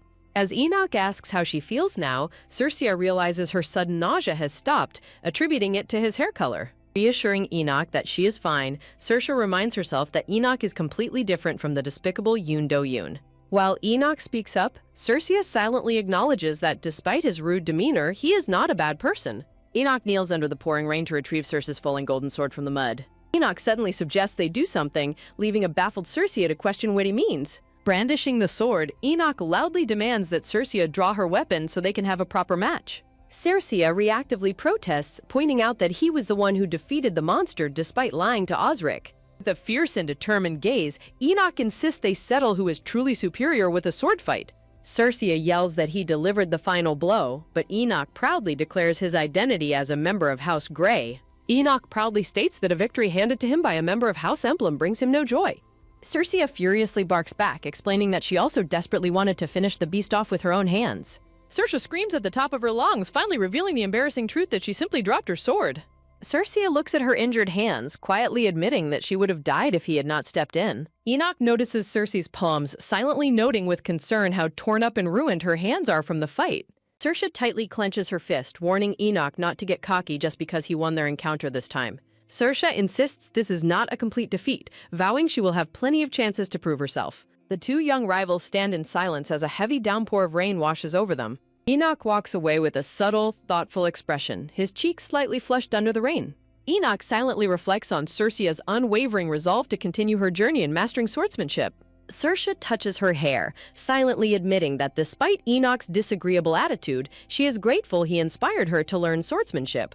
Circe recalls the tearful gratitude in Olivia's eyes, realizing the profound impact of saving a life. She reflects deeply on her past life, remembering why she chose to become a detective. She remembers a grieving elderly couple tearfully thanking her for bringing peace and justice to their late daughter. Though she initially sought vengeance, helping others and becoming their salvation brought a deeper purpose to her life. A quiet transition captures her fond memory of the joy she felt when helping others. Circe looks down at her hands with a warm, gentle smile, realizing she has finally protected someone. She clenches her fist, thrilled by the lingering sensation of instinctively striking the monster's weak point. Overcome with pure happiness, Circe bursts into a bright, cheerful laugh that lights up her face.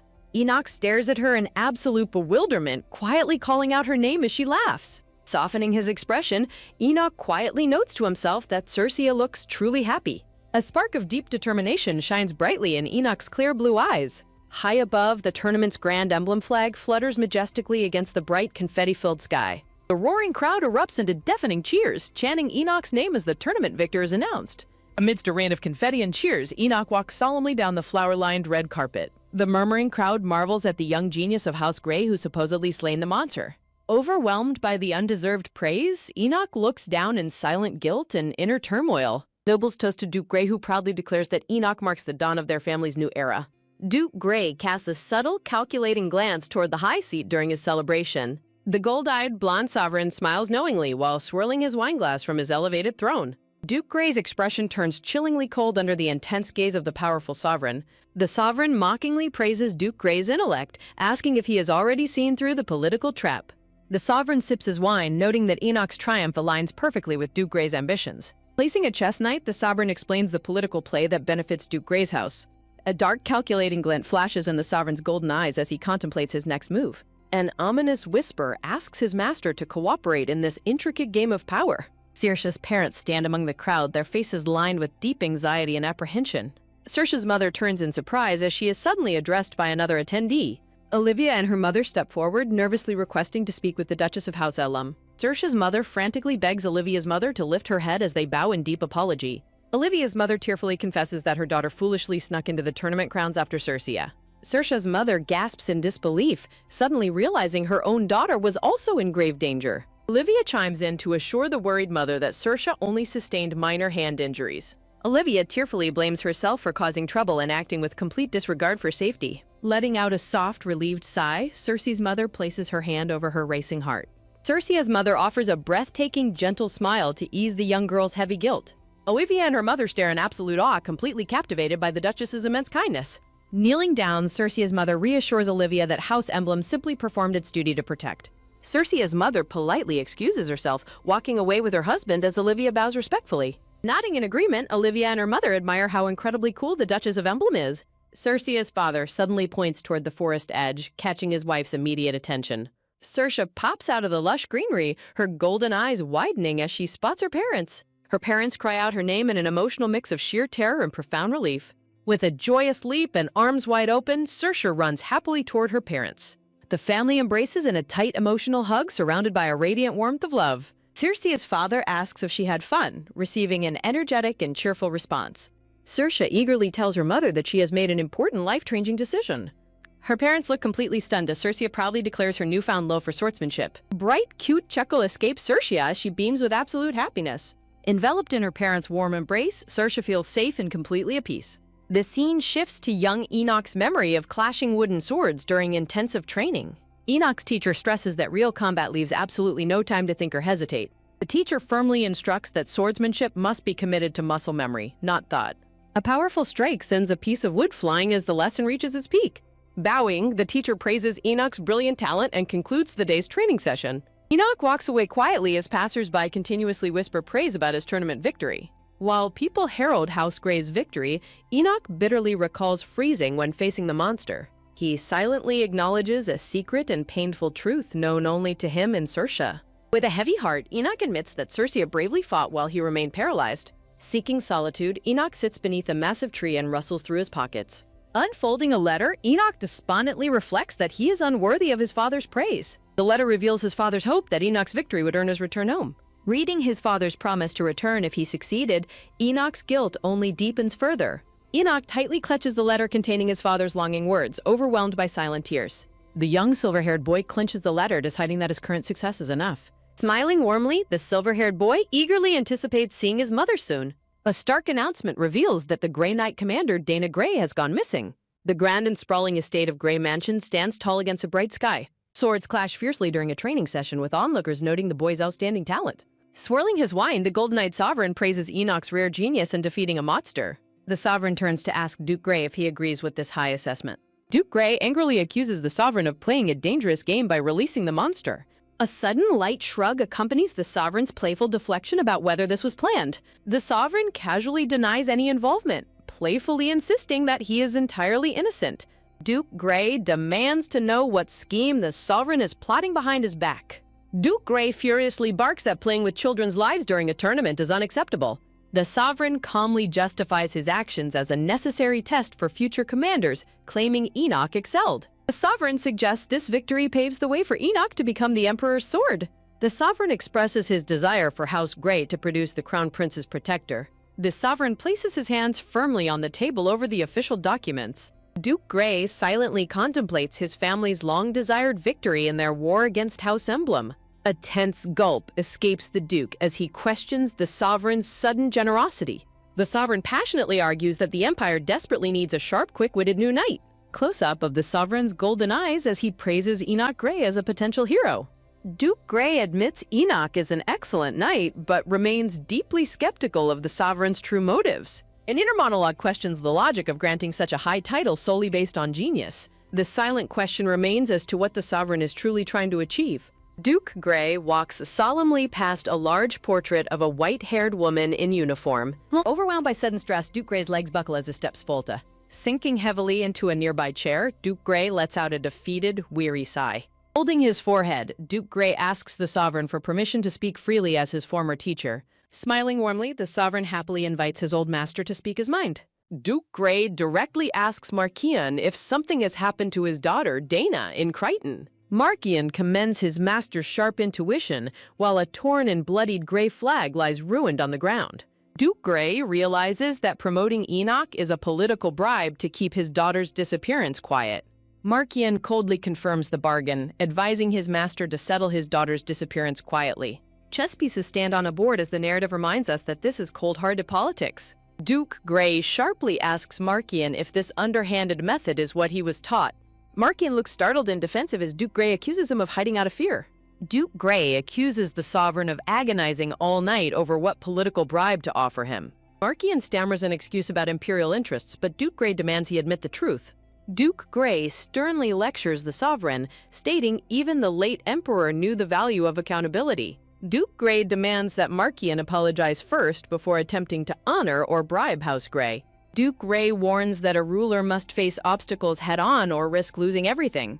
Duke Gray explains his harsh lecturing is only to prevent Markian from making an enemy of Gray.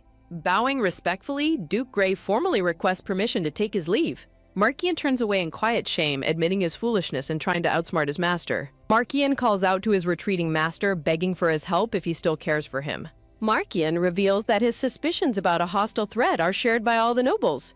Markian explains that the enemy has resorted to poison, assassins, and dark cursing rituals.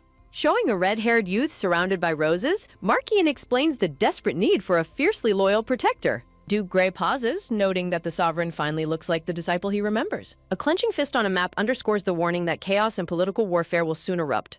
Duke Gray warns that the impending struggle for the throne will soon unleash a bloody storm. Markian warns Duke Gray that Enoch's connection to the Empress's family leaves him politically exposed regardless of who triumphs. Looking deeply serious, Markian implores his master to intervene and stop the Empress's plans. Duke Gray grimly acknowledges the situation, noting Enoch's father is the Empress's brother. Duke Gray laments the tragic fate of the young silver-haired boy being separated from his mother. Young Enoch's cheerful, innocent laughter from his childhood memories contrasts sharply with his grim present reality. The narrative reflects on the cruelty of sacrificing such a young child to a ruthless political struggle. The scene transitions to the Grand Emblem estate as Cersei's father wonders if she is ready. While being dressed by his valet, Cersei's father receives some unexpected news about his daughter. The butler reveals that Cersei refuses to attend the upcoming medal ceremony, surprising her father. Cersei's father decides to speak with her directly after the butler suggests personal intervention. Cersei's father knocks on his daughter's door and receives her energetic permission to enter.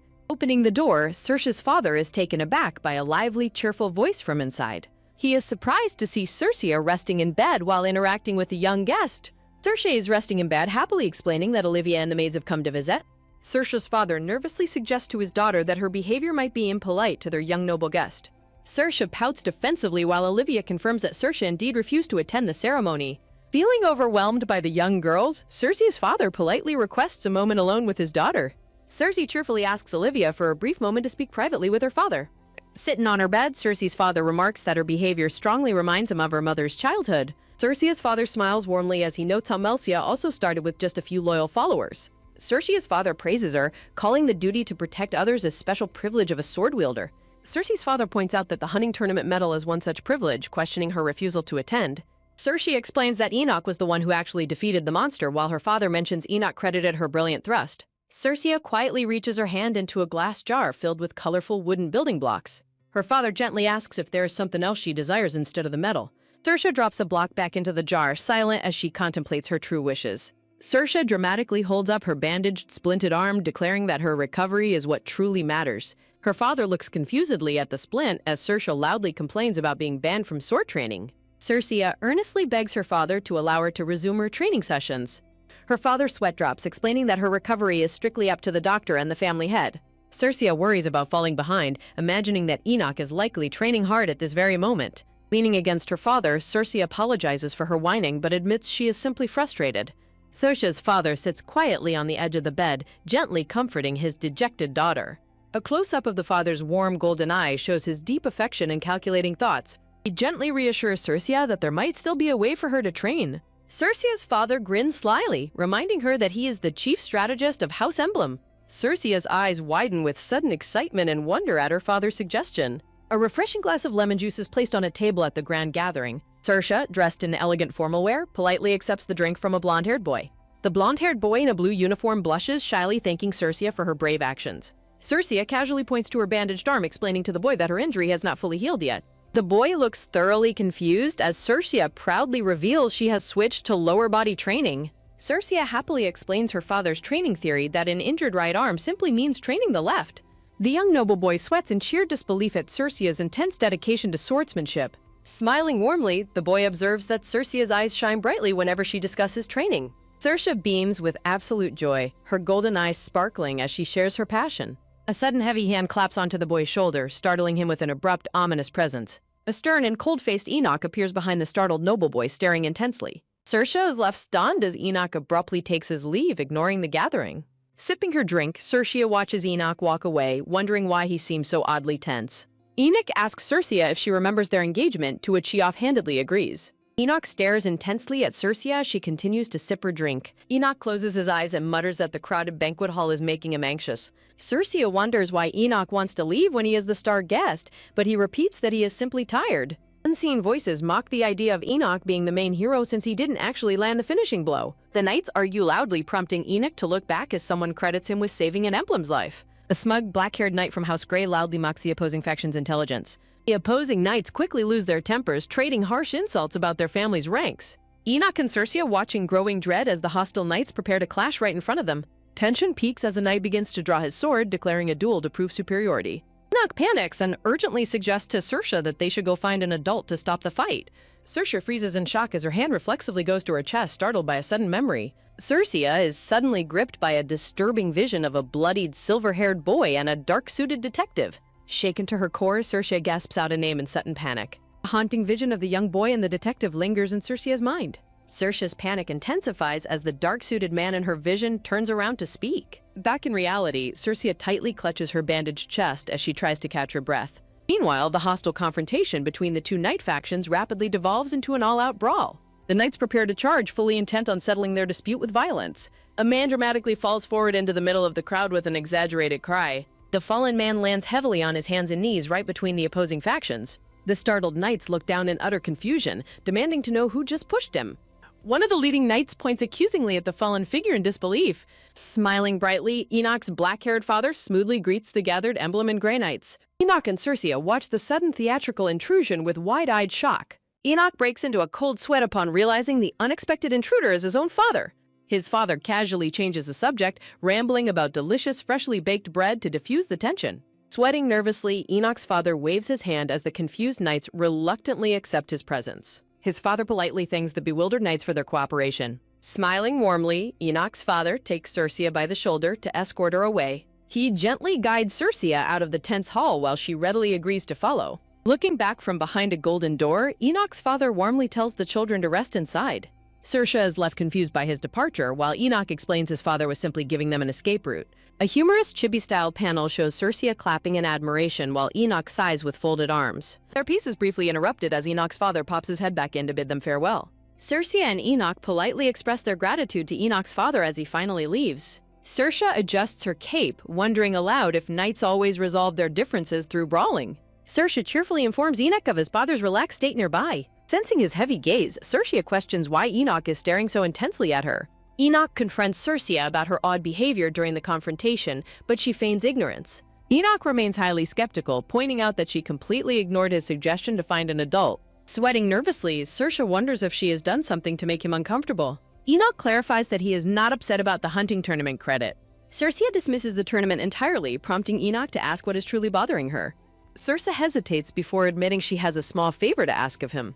Saoirse looks away shyly, explaining that something minor has been weighing heavily on her mind. Saoirse cheekily demands that Enoch promise to grant her favor before she reveals what it is. Enoch flatly refuses her unreasonable demand, prompting Saoirse to dramatically call off the request. Enoch looks deeply conflicted and sweating as he debates whether to give in to her. Saoirse beams with delight as Enoch reluctantly agrees to listen to her request. Saoirse commands Enoch to repeat after her, leaving him completely baffled. Saoirse grips Enoch's arm tightly, looking at him with desperate urgency. Saoirse begins to speak a strange title, prompting a confused reaction from Enoch. Saoirse urgently demands that Enoch address her as a detective. Enoch reacts with sheer bewilderment at her bizarre and sudden request. Saoirse frantically presses him to quickly agree and use the title. Hoping to uncover a connection to her past life, Saoirse waits as Enoch finally calls her detective. Saoirse stands silently in suspense after Enoch complies with her strange request. Saoirse sweat drops in disappointment when the experiment fails to yield any useful clues. Saoirse reasons to herself that Enoch is likely unrelated to her past enemy. Saoirse nervously laughs it off and tells Enoch to completely forget about her request. Enoch becomes highly agitated, protesting that he cannot simply forget her strange words. Enoch abruptly stops speaking mid-sentence, looking deeply conflicted. Saoirse is left deeply puzzled by Enoch's sudden silence. Enoch turns the tables, demanding a promise from Saoirse in return for his favor. Saoirse hesitantly asks for clarification as Enoch holds out his pinky for her. Enoch stands resolutely awaiting her promise with his pinky outstretched. Enoch remains firm in his silent demand for a pinky promise. Saoirse wonders why Enoch is being so stubborn about making a promise. Saoirse's attention is suddenly diverted by loud noises coming from outside the room. Ignoring the distraction, Enoch loudly insists on locking in their promise. Saoirse relents and wraps her pinky around Enoch's to seal the deal. An awkward silence falls over the two children after making their promise. Saoirse feels relieved to see Enoch's tense demeanor finally soften. Staff members open the grand doors, announcing the arrival of important guests. Saoirse curiously asks who has arrived as the attendants hurry past them. The announcement of the Empress's arrival catches Saoirse completely off guard. Elegant footsteps echo through the corridor as the royal entourage approaches. The elegant Empress enters the hall, holding hands with the young second prince, Adore. Saoirse admires the Empress's beauty, asking Enoch about his family ties to royalty. Saoirse silently marvels at the striking family resemblance between the Empress and her uncle. Saoirse's uncle, Edward, suddenly rushes over to the children in a hurry. Edward nervously announces that he and Enoch must leave the party immediately due to an emergency. Saoirse and Enoch quickly agree to their sudden departure. Edward tries to brush off the children's concerns despite looking visibly unwell. Saoirse watches Edward closely, starting to notice something strange about his behavior. Sensing Edward's trembling fear, Saoirse bids him and Enoch to safe trip home. Saoirse waves goodbye as the Empress approaches them from the background. The Empress stops Edward, gently chiding him for trying to leave without greeting her. Saoirse is stunned to realize the Empress is addressing her uncle as a brother. The Empress puts on a hurt expression, questioning Edward's coldness toward her. Edward breaks into a cold sweat, looking terrified as the Empress draws near. Bowing deeply, Edward politely greets the Empress while keeping Enoch close by his side. Edward defiantly declares that he has cut ties with his family, refusing the Empress's sisterly affection. Enoch looks up at his father in shock, completely stunned by the cold declaration. The Empress's gaze softens with disappointment as Edward remains completely unyielding. Saoirse watches in dread as the atmosphere in the hall suddenly turns icy cold. Edward's eyes flash with intense anger as he silently refuses to accept her as family. Edward sharply raises his voice, demanding the Empress stop referring to them as family. Saoirse watches in shock as the Empress begs Edward to talk things out properly. Saoirse is bewildered by the Empress insisting on her sisterly status despite Edward's clear rejection. Edward visibly struggles, sweating as he begs to be allowed to leave and rest inside. Saoirse finds it incredibly creepy that the Empress continues to push sisterly affection onto Edward. Observing the Empress closely, Saoirse realizes her elegant appearance hides a deeply bizarre and unsettling personality. Saoirse frantically brainstorms a way to bypass imperial rules and help her uncle escape the situation. She desperately searches for a distraction to free her uncle from this unbearable tension. A sudden, brilliant idea strikes her like lightning, filling her with mischievous determination. Saoirse boldly decides that the best course of action is to cause a massive scene. Saoirse loudly exclaims that her uncle is about to collapse from a sudden severe fever. Saoirse slyly winks at Enoch, urging him to play along and help save his father. Enoch freezes in utter surprise, completely caught off guard by her sudden theatrical performance.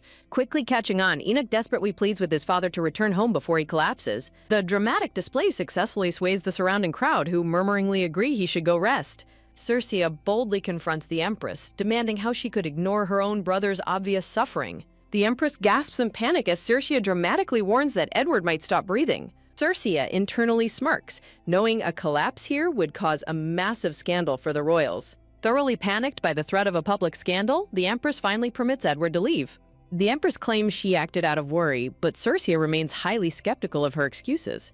Edward casts a dark, lingering look of sheer resentment back toward the elegant Empress. Edward politely bids them farewell, guiding Enoch away from the suffocating presence of the royal. Saoirse cheerfully waves goodbye as Edward and Enoch finally make their escape down the corridor. Saoirse breaks into a cold sweat, realizing too late that she should have left with them. Feeling the Empress's cold anger radiating, Saoirse swallows hard, realizing she is in deep trouble. Saoirse quickly steals her resolve, convincing herself that she merely did what was absolutely necessary. The Empress turns her sharp focus onto Saoirse, addressing her as the young emblem lady. The Empress flashes a radiant, perfectly poised smile that masks her simmering frustration. Saoirse cheekily retorts that truly caring for someone means knowing when they are suffering in silence. The Empress's smile falters, inwardly seething at the audacity of a mere child talking back. Saoirse stands her ground, internally warning the sovereign to leave her beloved uncle alone. Saoirse playfully reminds herself that surely an adult wouldn't hold a grudge against a child. Tense silence stretches as the Empress slowly coaxes her mouth back into a tight smile. The Empress dryly comments that Saoirse's bold attitude is indeed typical of the proud emblem family. Without another word, the Empress turns to leave, calling the young prince to follow her. The Empress reassuringly promises Prince Adore that they will have future opportunities to meet Edward. Saoirse politely bows, bidding the Imperial Royal entourage a safe return to the Bellows. Left behind, Saoirse anxiously ponders what the Empress meant by calling her behavior emblem-like. Returning to the banquet, Saoirse demands water while her companion curiously asks where she was. After explaining her brief encounter with the Empress, Saoirse questions if the royal dislikes her family. The man reveals a shocking secret, explaining that the Empress's past love proposed to Saoirse's mother. Saoirse violently spits out her drink in sheer shock upon learning the suitor was the Emperor. Wiping her mouth, Saoirse finally understands why the Empress harbors such a deep-seated hatred. Horrified, Saoirse realizes she has practically kicked a hornet's nest and earned a powerful enemy. Later that night, frantic voices echo through the grand estate, desperately calling out Saoirse's name. Saoirse's bedroom door flies open as her mother bursts inside, looking pale with panic.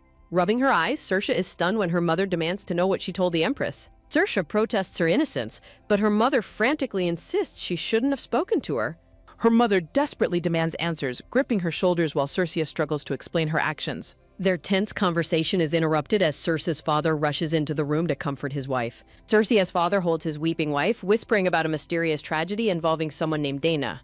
Saoirse watches them in growing dread, silently wondering what dark fate befell her Aunt Dana. Saoirse's mother leaves, requesting some solitude, which her brown-haired husband reluctantly agrees to grant. Saoirse and her father look up as a sudden heavy thud echoes outside her bedroom. Saoirse asks her father about Aunt Dana, but he sweat drops and claims ignorance of the details. Saoirse anxiously asks her father if she did something wrong by confronting the Empress yesterday. Her father offers a gentle, silent smile, attempting to ease Saoirse's growing anxiety. Saoirse's father gently pulls her into a warm, comforting embrace to reassure her. Clinging to him, Saoirse softly calls out to her father in the quiet room. Saoirse quietly promises her father that she will do as he asks. Her father explains her mother's anxiety about Dame Dana, but a sudden noise interrupts him. Her father quickly rushes out to the balcony to investigate the source of the commotion. Flashback reveals Melcia clashing swords with her father, accusing him of abandoning Dana. The furious patriarch in a decorated blue uniform yells at Melcia for insulting her father. Saoirse anxiously asks her father what is happening as he prepares to head downstairs. Her father instructs Saoirse to stay inside while she questions the cause of the argument. Promising to investigate, her father coaxes Saoirse to remain in her room, and she agrees. Smiling anxiously, her father gently praises Saoirse before turning to leave her room. As her father departs, Saoirse watches him leave with a deep, instinctive sense of dread. The dark corridor remains silent as Saoirse wonders about the mysterious fate of Aunt Dana. Saoirse stands frozen in the dim hallway, her face pale with concern and uncertainty. Clenching her trembling fist, Saoirse worries about Aunt Dana and another person's dashed hopes. Circia recalls that Enoch was eagerly hoping to live with his mother after the tournament. Saoirse sits on her bed, suddenly realizing that Enoch must still be waiting. Saoirse wonders if Aunt Dana was severely injured during her long stay in Crichton. Shadows stretch across the empty hallway as Circia begins to fear the absolute worst. Circia anxiously wonders if Enoch has already heard the terrible news about his mother. Saoirse suddenly leaps out of her bed, driven by a sudden wave of panic. Sosie desperately hopes that Enoch wouldn't be reckless enough to sneak off to Crichton. A young boy flinches in the shadows as he secretly prepares to slip away. Carrying a heavy backpack, young Enoch casts a solemn, determined look back into the dark. A soft, heavy thud echoes through the mansion as the door is quietly shut. Although her father hid the truth, the next day's newspaper announced Aunt Dana's disappearance. Circia gasps in shock as she reads the newspaper detailing the rising crisis in Crichton. Circe insists on knowing what is happening in her country despite her maid's concerns. Dismissing Circe's questions, the maid asks if she has eaten, but Circe declines. Surprised, Circia learns from her maid that her mother left for the palace. Circe laments being left completely alone while her entire family is at the palace. The maid reassures her, but Circe dramatically claims she wants to enjoy her loneliness. Circe clenches her fists with a sudden mischievous sparkle of determination in her eyes. Circe remembers her mother calling out her name Cecilia with a gentle, caring expression. When Circe asks to visit the Grey Mansion, the maid flatly rejects her request. Circe protests, but her maid warns that visiting the hostile Grey Mansion is dangerous. Circe cheekily whistles, pretending to agree while secretly hatching a brand new plan. Circia boldly demands to attend sword training, but the maid immediately shuts her down. A hand-drawn portrait of Enoch is pinned directly onto a straw sword training dummy. Dressed for training, Circia slashes at the dummy while quietly expressing pity for Enoch. Circia stops mid-swing and gazes intently at the dummy as a realization hits her. Circe tearfully realizes that the straw dummy has always been her most loyal companion. Circia happily embraces the dummy, calling it a friend, but accidentally snaps its base. The straw dummy collapses to the ground, leaving a completely stunned Circe standing speechless. Circe panics in despair, wondering why her only companion had to break right now. Circe collapses onto the floor in tears, wailing in worry for Enoch and the dangerous monsters. Circe's dramatic despair is suddenly interrupted by a firm, heavy footstep sounding close behind her. Circe quickly pauses her crying and looks up in complete confusion at her unexpected visitor. Circe's eyes widen as she recognizes her imposing red-bearded grandfather standing proudly before her. Her grandfather pulls her into a warm hug, gently offering sweet, comforting words to soothe her. Circe clings tightly to his elegant uniform, looking up at him with tear-filled yellow eyes. Her grandfather calmly reveals his shocking decision to step down from his ducal title over Dana's disappearance. Circe frantically protests his choice, demanding how he can casually abandon such an important royal title. The proud elder smiles warmly, declaring that only his sword and way of life define him. Circe looks up in silence as her grandfather places a gentle, reassuring hand on her head. Circia reflects deeply on her grandfather's words, realizing his profound dedication to his own path. Circia gently holds his sleeve, deeply moved by his resolute, honorable spirit and quiet determination. A bright, happy smile replaces Circe's tears as she looks up at her beloved grandfather. Her grandfather smiles back warmly, his face filled with deep affection and quiet relief. Her grandfather excitedly reveals he bought her a present from the palace, immediately sparking her curiosity. Adorning a beautiful new white lace bow in her red hair, Circe joyfully expresses her love. Her grandfather explains his necessary return to Crichton Forest, prompting Circia to anxiously beg him to stay. Circe listens quietly, her youthful face turning serious as she contemplates the dangerous mission ahead. Her grandfather quietly reassures her that Aunt Dana is actually safe, leaving Circia momentarily stunned. Circe extracts a firm promise from her grandfather to always return for her birthday celebrations. Her grandfather gently pats her head again, offering warm comfort as she cries emotional tears. A sudden, loud stomach-growling sound interrupts the tender moment, confusing Circe's grandfather. Circe laughs sheepishly and admits to her grandfather that she has not eaten anything yet. Her grandfather instantly erupts in comically intense fury, demanding to know who dared starve Circe. Forgetting his ongoing Cold War, the grandfather fiercely scolds Circe's parents over her missed meal. Her panicked mother instantly forgets her own anger, desperately apologizing nonstop for the oversight. Circe happily enjoys her feast, mischievously considering skipping meals more often to unite her family. Circe reflects on her lonely past life, deeply touched by how much her new family cares. Circe gently pokes at her egg yolk with a fork, lost in deep, sentimental thoughts.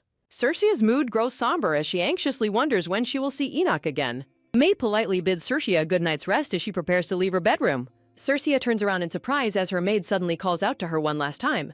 The maid delivers the shocking news that young Enoch has run away from home yet again. Circe quickly blushes and angrily denies caring, prompting a playful knowing chuckle from her maid. Circe worries about young Enoch's safety, wondering where he could have gone during such a tense time. A sudden, alarming realization strikes Cercia, her eyes widening in absolute shock at where he might be. Cercia rushes out onto her balcony, throwing the double doors open to scan the dark grounds. Grasping the balcony railings, Cercia gazes into the night, her expression turning incredibly serious and determined. A small, knowing smile plays on Cercia's lips as she formulates a plan to find him. Cercia sneaks up on Enoch as he reads a letter under a tree, startling the white-haired boy. Enoch gasps in surprise, calling out her name as Cercia offers him a warm, friendly smile. Sitting beside him under the starry night sky, Cercia curiously asks what letter he is reading. Enoch sighs and lies down on the soft grass, attempting to clear his troubled mind. When Cercia gently offers him comfort, Enoch quietly declines, stating he simply wishes to rest. Lying beside him, Cercia internally struggles to find the right words to comfort her quiet companion. Enoch sits up and explains that his father collapsed upon hearing news about his mother, shocking Cercia. Enoch resolutely declares that crying won't solve anything and would only worry his family even more. Cercia is deeply touched by his maturity, silently contemplating his heartbreaking yet noble perspective. Cercia looks at him with deep empathy, realizing how much emotional burden the young boy is carrying. Staring up at the starry night, Enoch remains silent as Cercia softly asks if he is truly okay. Enoch sadly reflects on his distant mother, quietly accepting that they will remain separated a bit longer. Cercia looks down at Enoch with deep concern, softly calling out his name in the quiet forest. Cercia quietly kneels beside Enoch as he lies on the grass under a soft beam of moonlight. Enoch gazes up at the sky in silence, his blue eyes filled with heavy, unvoiced sorrow. Enoch tries to dismiss Cercia's worries by calling Aunt Denna mean, prompting Cercia to demand if he understands how long he has waited for her. Cercia passionately reminds Enoch of his intense training and early morning laps for the hunting tournament. Enoch's confusion over her specific training details is humorously dismissed by an exasperated Cercia. With trembling hands, Enoch bitterly admits his mother should have returned to him regardless of the obstacles. Cercia passionately exclaims that Aunt Dana should have returned because she is his mother. Cercia is suddenly shaken as she recognizes a familiar, dark anger in Enoch that reminds her of someone from her past. She recalls her past life where an angry fist slammed onto a table during a tense interrogation. In her memory, a determined detective yelled at Yoon Do-yoon, offering her help to put his mother's killer in jail.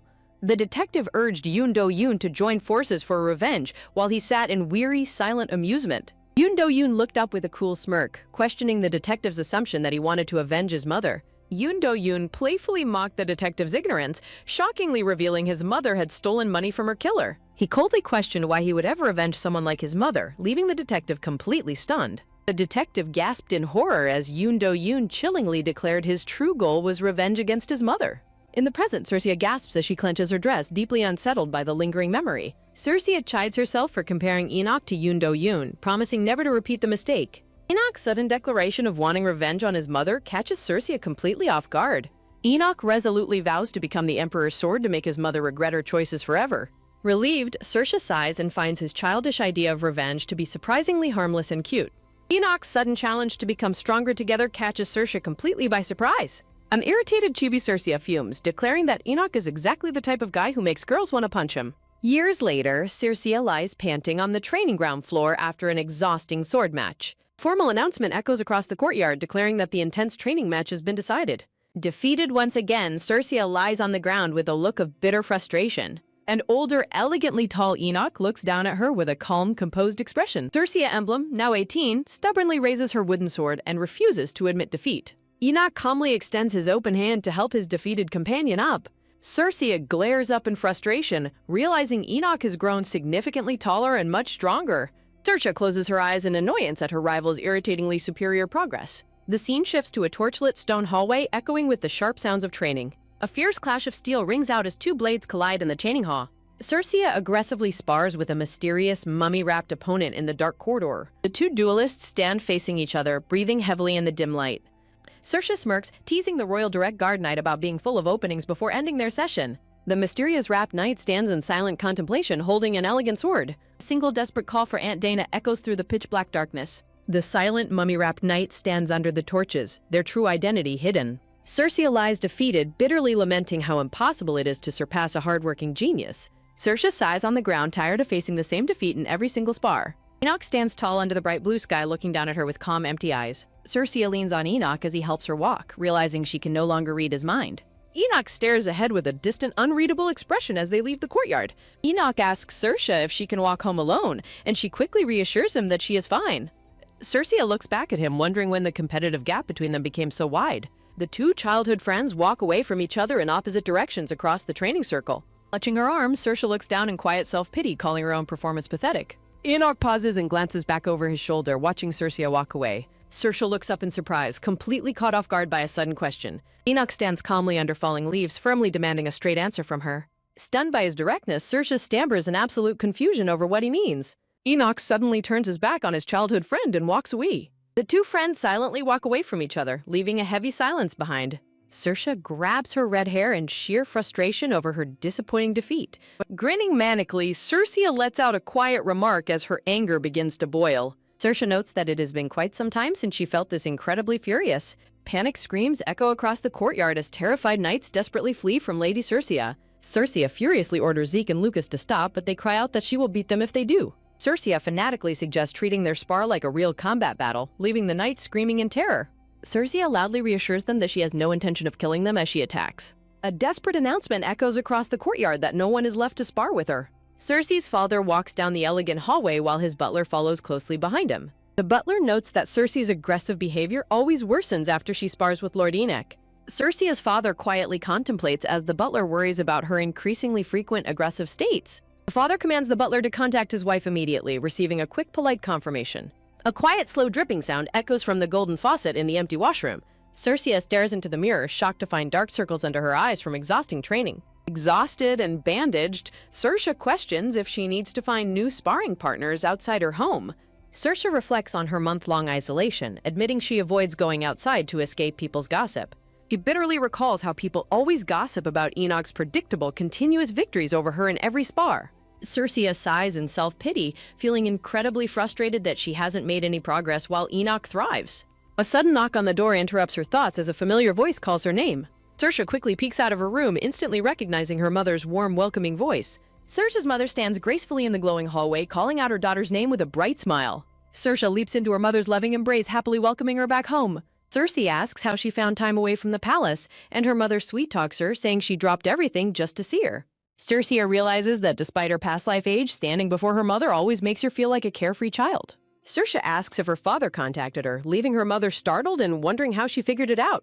Saoirse emits a dark aura, muttering that it was totally obvious, which instantly unnerves her mother. Protesting her innocence, Saoirse is playfully dragged away by her smiling mother. Saoirse laughs and pleads with her mother to stop pushing her as they head to the couch. Sitting on the sofa, her mother gently questions why she has been tormenting the mansion's poor knights. Her mother advises against extreme sparring, but Saoirse passionately argues that realistic combat is crucial to prepare for potential wars. Saoirse insists it's the only way to get stronger, prompting a knowing, warm smile from her mother. Her mother gently points out that Saoirse's harsh training stems from her deep desire to grow much stronger. Her mother astutely notes that Saoirse is simply frustrated by her seemingly slow progress. Hit by the truth, Saoirse drops her head in silence as a quiet sigh escapes her. Saoirse sits dejectedly on the sofa as her mother gazes at her with deep sympathy. Saoirse fears becoming the first emblem to lose to the Grey family, dreading that everyone will view her as pathetic.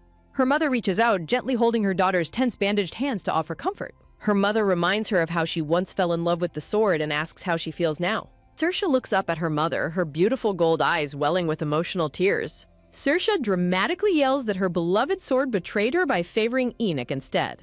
Her mother is completely bewildered by Saoirse's dramatic complaints about the painful love of swordsmanship. Saoirse dramatically vows never to love again if it is always going to be this painful. Saoirse huffs and pouts like a spoiled child, her anger dissolving into humorous tears. With a sweet smile, her mother asks if she is done venting, and Saoirse sheepishly replies yes. Her mother asks if she can handle what's next, and Saoirse enthusiastically agrees to any harsh training challenge. Her mother instructs Saoirse to attend Olivia Boldmore's birthday party, leaving her completely shocked. Saoirse is completely overwhelmed by the sudden news that her father will teach her how to dance. Saoirse's mother promises that many eager guests will be waiting to see her at the venue. Saoirse screams in utter despair when her mother coaxes her into promising to attend. Saoirse remains frozen in panic as she processes the idea of dance lessons with her father. The vivid imagery of the social gathering lingers in Saoirse's mind as she hesitates. Entering the vast golden ballroom, Saoirse's father expresses great relief at finally utilizing the grand space. Saoirse reluctantly follows her father as they walk across the vast, polished ballroom floor. Saoirse stops in her tracks, wide-eyed with sudden apprehension as her father turns around. With a gentle smile, her handsome father gracefully extends his hand to invite her to dance. Noting her visibly sullen expression, her father points out that she does not look very enthusiastic. Circia explains her reluctance, admitting that social gatherings and formal banquets simply do not suit her. Circia feels deeply pierced when her father jokingly points out her current struggles with swordsmanship. While acknowledging his point, Circia questions if dancing is truly the solution she needs right now. Her father gently invokes her mother's wisdom, asking if her mother would ever mislead her. Circia begrudgingly concedes her mother's intentions, though she still harbors lingering doubts about the plan. Her father maintains a calm, knowing smile as Circia struggles to find a counterargument. Her father dramatically guilt-trips Circia, prompting her to immediately panic and agree to dance with him. Circia grumbles about her father's blatant manipulation, knowing she can never resist his emotional pleas. Circia complains as her father playfully pushes her forward, noting he behaves exactly like her mother. Her father fondly recalls that he was always her mother's favorite practice partner for dancing. As the elegant gramophone begins to play, Circia watches her father prepare for their dance. A sudden realization washes over Circe's face as the music begins to fill the room. Circia proudly declares her mother's strength, while her father challenges her to prove her own resilience. Determined to find a path forward, Circia vows to find a breakthrough during this training. Gritting her teeth, Circia passionately declares that she will work as hard as she can. Her father looks at her with immense pride and affection, pleased by her renewed determination. The scene shifts to the grand venue of Lady Olivia's birthday celebration on a bright day. The elegant ballroom is bustling with noble guests enjoying the lavish birthday party of Lady Olivia. Olivia anxiously bites her nails, desperately hoping her dearest friend Cerisha will arrive for their dance. Lady Olivia Boldmore, now 18, sits dejectedly as her attendant watches her with quiet concern. Lizzie Vanderwell approaches Olivia with a sweet-toned compliment, praising the beauty of her birthday party. Lizzie continues her flattering remarks, stating the event perfectly befits the prestigious Boldmore Marquis family. Lizzie subtly insults Olivia, questioning if she is old enough to act more independently now. Enraged by the passive-aggressive insult, Olivia mentally curses Lizzie Vanderwell for mocking her at her party. Lizzie mentions a circulating rumor, questioning whether Circia will actually make an appearance at all. Lizzie explicitly names Circia emblem, sending a wave of panic and shock through Olivia. Lizzie insincerely apologizes for her rudeness, claiming her questions stem purely from high eagerness and expectations. As Lizzie walks away, Olivia furiously fumes over the rudeness and worries Circia might not arrive. Lizzie gossips with other guests, mocking Olivia's belief that Circia would attend such a small party. Lizzie sneers that ladies should ignore such delusions, leaving Olivia feeling deeply humiliated and hurt. Olivia angrily grips her dress, swearing vengeance against Lizzie for humiliating her out of petty jealousy. The ballroom suddenly erupts into excited gasps as Circia Emblem's grand entrance is formally announced. Lizzie and the gossiping nobles spin around in complete disbelief at the sudden announcement. Circia makes a stunning entrance, dressed in an exceptionally elegant masculine blue military-style uniform. Exuding confidence and charm, Circia offers a dazzling, warm smile to the astonished crowd. Olivia gasps her friend's name, completely spellbound by Circia's stunningly handsome appearance. The shocked guests whisper in disbelief, noting Circia rarely ever participates in any social activities. A young girl peeks from behind a curtain, eagerly pleading to catch a glimpse of Circia. A young girl accidentally trips and falls directly onto the floor right before Circe's feet. A young girl lets out a painful grunt as she crashes face first onto the polished ballroom floor. She peeks up in startled surprise, wide-eyed with awe at the handsome figure before her. The brown-haired girl stammers out her grateful thanks after Circia gently catches her from falling. With a warm, comforting gesture, Circia gently pats the blushing young girl's head. Circia flashes a dazzling, handsome smile that radiates absolute charm and elegance. Circia is completely oblivious to the fact that her dashing appearance has instantly caused widespread lovesickness among the surrounding noble ladies. Walking gracefully across the ballroom, Circia approaches Olivia, who sits on an ornate sofa. Circia smiles charmingly at her friend, offering a warm and welcoming greeting. Olivia looks up in stunned, blushing awe, completely captivated by Circia's incredibly handsome presentation.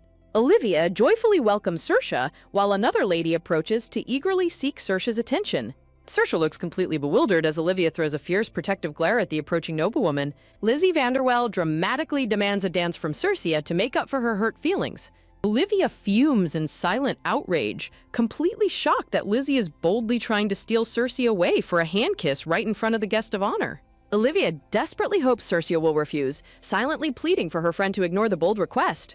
Circia looks down at her friend, sensing the sudden tension filling the ballroom air. Circia smoothly extends her hand to Olivia, politely asking for the honor of kissing her hand instead. Circia cheeky winks at Olivia, offering her a playful, reassuring sign of solidarity. Olivia is utterly dumbfounded by the gesture, silently questioning Circia's sanity while Lizzie eagerly accepts the display. Circia bursts into hearty, bright laughter, fully enjoying the dramatic reactions of the crowd. The elegant fabric of Olivia's dress swirls beautifully amidst a backdrop of glowing, brilliant flowers. Cersei and Olivia gracefully take to the floor, beginning a beautiful dance together. Soft, radiant yellow flowers bloom, emphasizing the warm and celebratory atmosphere of the party. As they spin, Cersei notes that she clearly noticed Lizzie was trying to pick a fight with Olivia. Olivia admits her surprise at Cersei's quick perception, prompting Cersei to defend her ability to notice social cues. Olivia tests Cersei with a poetic compliment about radiant hair, but Cersei simply interprets it literally as a comment about pleasant weather. Cersei is outraged when Olivia reveals the insult actually implies her head is empty, leaving Cersei protesting the logic. Feeling completely out of her depth, Cersei grumbles that high society is definitely not meant for her. Cersei declares she is leaving after this dance, but Olivia playfully insists she must stay, prompting Cersei to reveal she already has a next partner lined up. Cersei casually names Lizzie Vanderwell as her next dance partner, leaving Olivia completely shocked and yelling in disbelief. Cersei notices Lizzie's tearful expression in the distance, observing that she looks ready to cry from rejection. Cersei explains to a skeptical Olivia that they were actually decent friends during their childhood years. Cersei fondly recalls how Lizzie once shared tarts with Olivia when Olivia's stomach growled from hunger. Cersei advises that since they will keep crossing paths, they should avoid making things awkward between them. Olivia reflects on the past, realizing Lizzie genuinely admired Cersei once and was simply excited to see her again. Olivia beams with a bright, genuine smile, her heart thoroughly warmed by her friend's kindness. Cersei looks back with a gentle, soft expression, pleased to have brought comfort to her friend. Cersei spins Lizzie in a graceful dance, receiving high praise while humbly dismissing the compliment. After a long day of dancing, Cersei slips away to a quiet corridor to find peace. Cersei slumps to the floor in utter exhaustion, reflecting on how dancing with 32 people completely drained her mind of training. Other noble ladies whisper among themselves, eagerly watching the terrace and waiting for Cersei's return. Cersei panics, realizing everyone is pretending not to look while secretly waiting to ask her to dance again. Cersei crumbles into dramatic, comical tears, desperately wishing she could just escape the party and go home.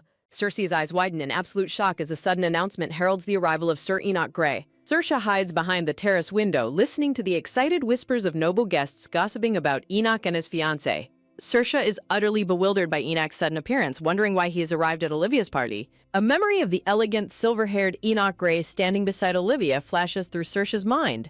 Feeling incredibly awkward, Cersei desperately whispers to Olivia, begging her to tell Enoch that she is not there. Olivia mischievously betrays her, smiling brightly as she points directly to Cersei's hiding spot while Enoch nods. Cersei is consumed by silent, fiery rage, mentally screaming at Olivia for her blatant betrayal. Cersei flinches in startled surprise as Enoch suddenly appears right behind her on the terrace floor. Cersei demands to know what Enoch is doing there, grumbling that she is simply taking a break. Enoch looks down at her with a calm, neutral expression. Enoch stands tall as Cersei looks up with an annoyed and grumpy expression. Enoch requests a dance to discuss something, but Cersei frustrates at the unnecessary formality.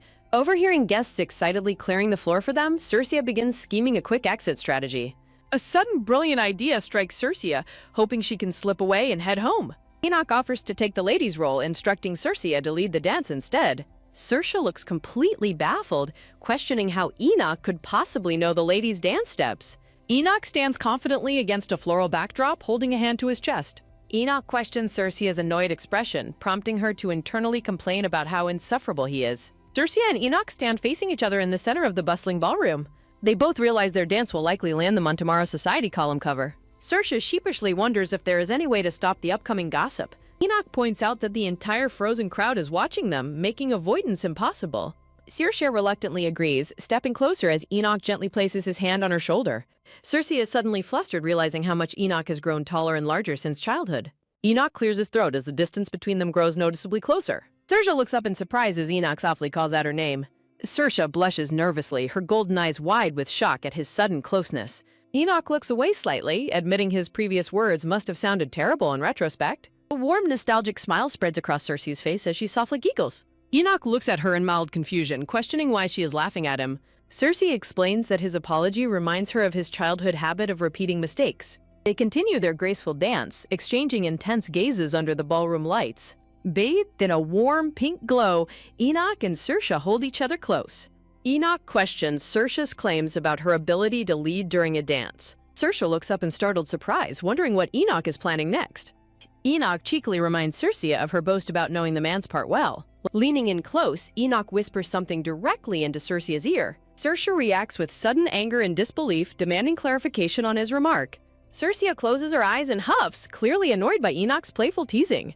Enoch looks down at her with a calm, amused expression as they dance. Circia stares up at him with a bead of sweat, looking mildly irritated. Enoch smiles brightly, laughing as he notes how rarely she has smiled since growing up. Circia's expression softens as she looks down, a quiet moment of introspection passing over her. Circia suddenly stomps on Enoch's foot, declaring that her actions might fix his behavior. Circia is outraged when Enoch easily reads her movements and blocks her step. A loud, painful "ah" echoes as Circia successfully stomps on Enoch's foot, sparking their fury. A tense aura looms as their playful dance transforms into a mutual fight. They aggressively trade blows and stomps under the guise of an energetic dance. The surrounding guests watch in absolute bewilderment, commenting on the incredibly expressive dance. Circia delivers another aggressive stomp to Enoch's foot, prompting a loud, painful "ah." Circia repeatedly headbutts Enoch's chest as he desperately tries to hold her back. Circia lands a direct, powerful punch straight to Enoch's jaw in a flurry of motion. Enoch clutches his bruised jaw while Circia smugly raises her fists, ready for more. Enoch wipes his mouth and accepts her challenge, asking if they're truly doing this. Circia smugly beckons him to come at her, completely matching his hostile energy. Infuriated by her taunt, Enoch unleashes a massive wave of power that shatters nearby windows. A local newspaper features a front-page picture of their chaotic brawl at the party. Her father reads the paper with amusement, while a regretful Circia begs him for help. Fuming with rage, Circia blames Enoch for the dance debacle, while Benedict comments on her stubbornness.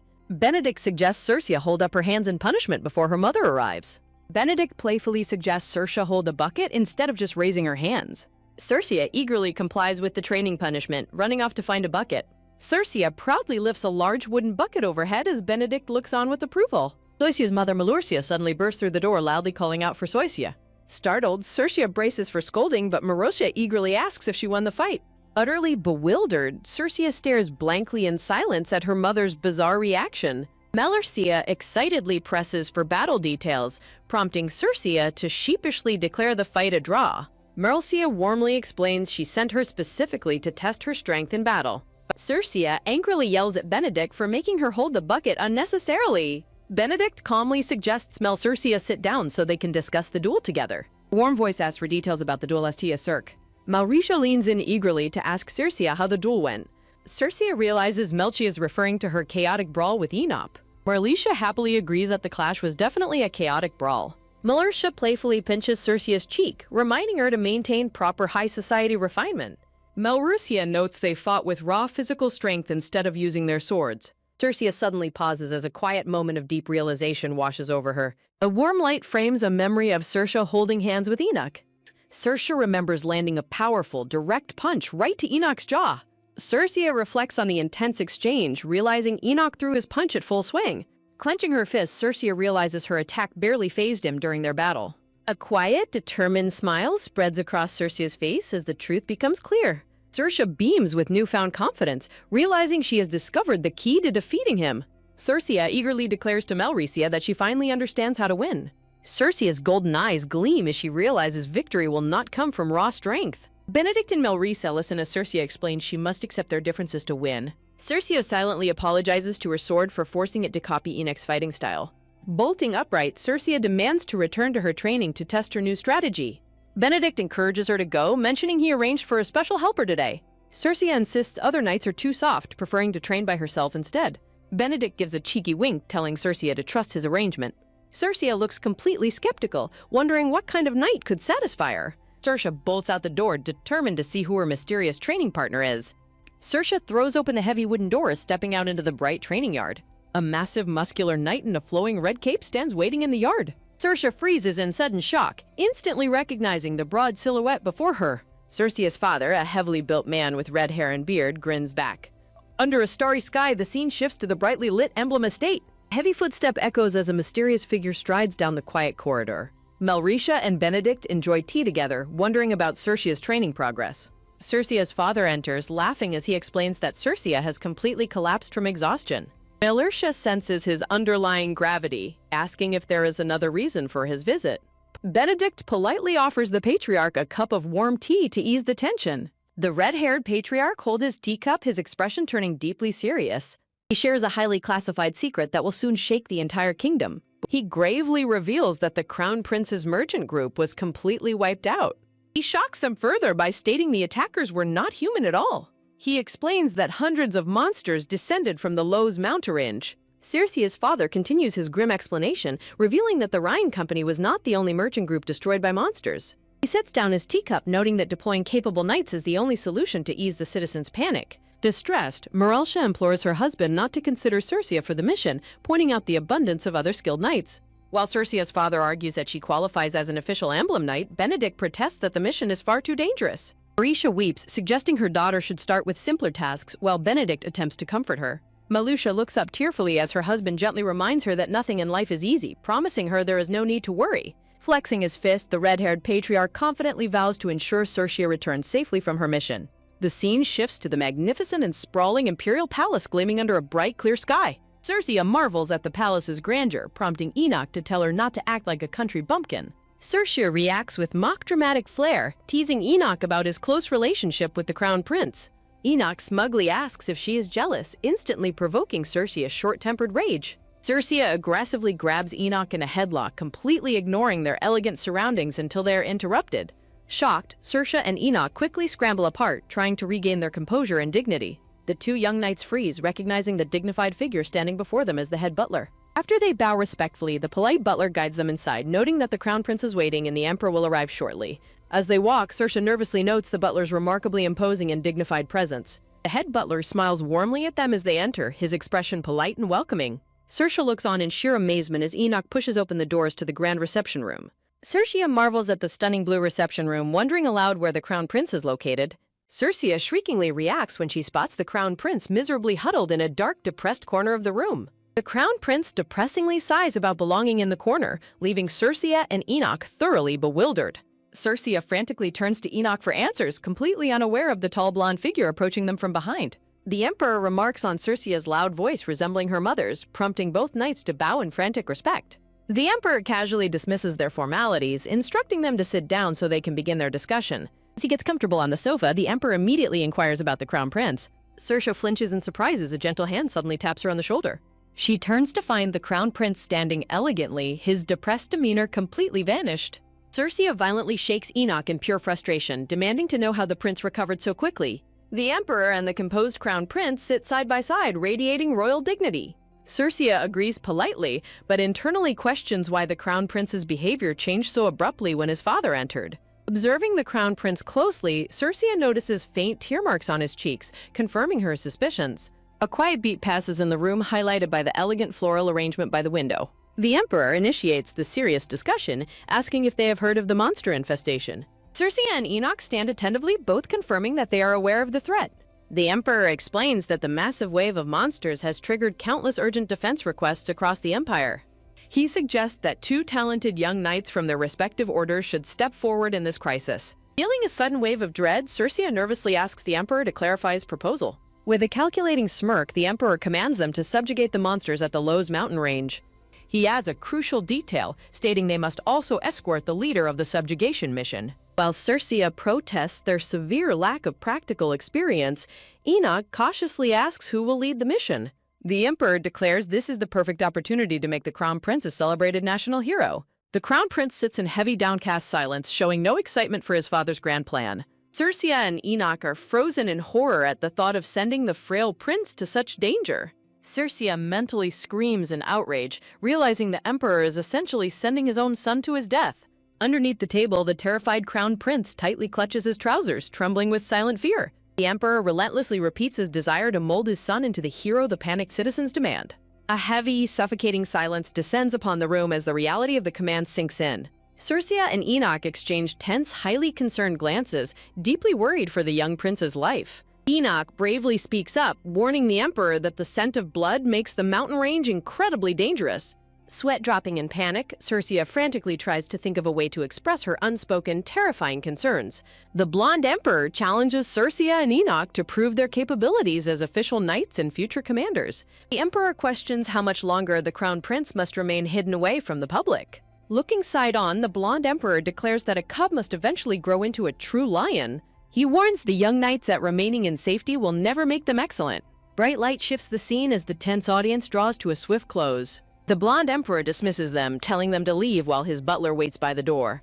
Circia and Enoch look completely shocked and break out into cold sweat at the sudden command. A sudden heavy thump sounds as the doors close behind the departing emperor. Circia angrily grumbles about the unfairness while Enoch sweatingly notes her sudden change in attitude.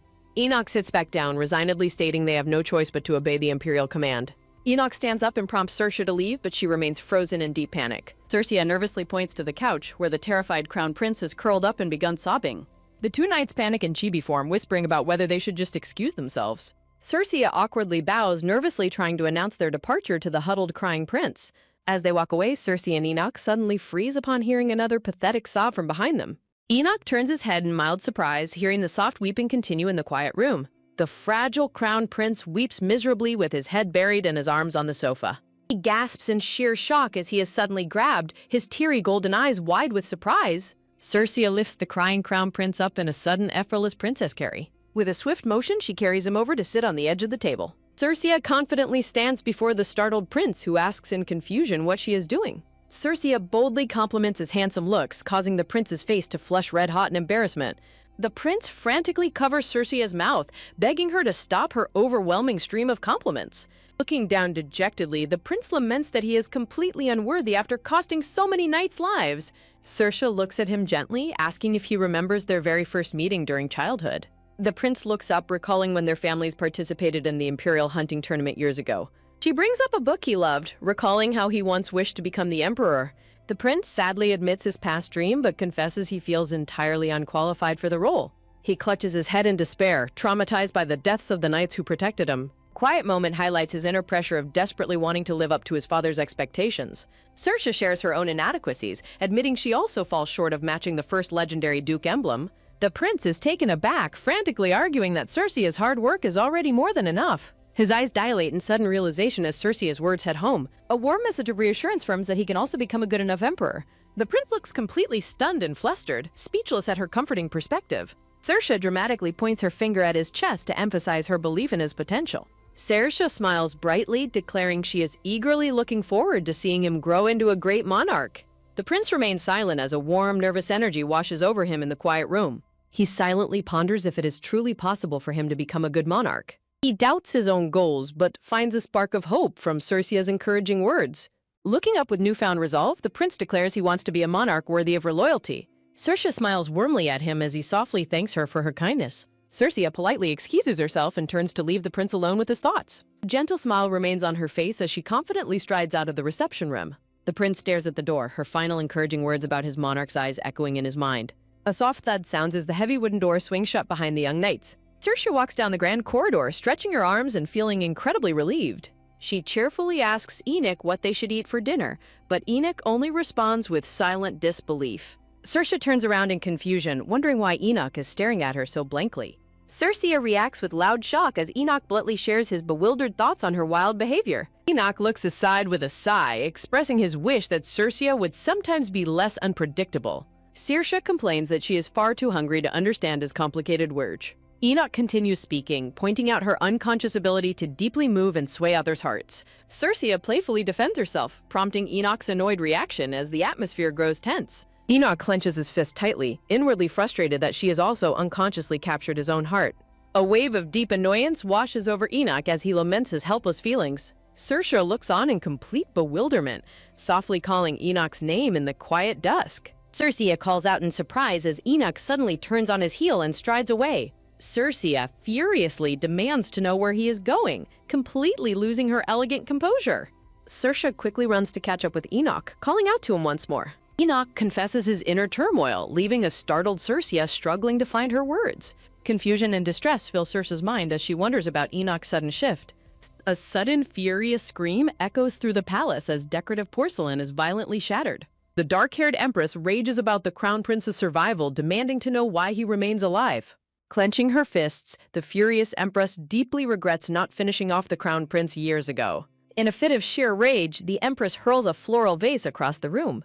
Terrified maids cower as the empress demandingly inquires about the whereabouts of her son, Adore. Bertan approaches with calm footsteps, reporting that her young son is currently resting in his chambers. Bertan details how Adore collapsed from exhaustion, prompting a mocking, disbelieving outcry from the empress. The Empress furiously questions how Andor can rest while his brother gains such an important position. The Empress demands answers, and Bertan respectfully bows, validating her intense anger and concerns.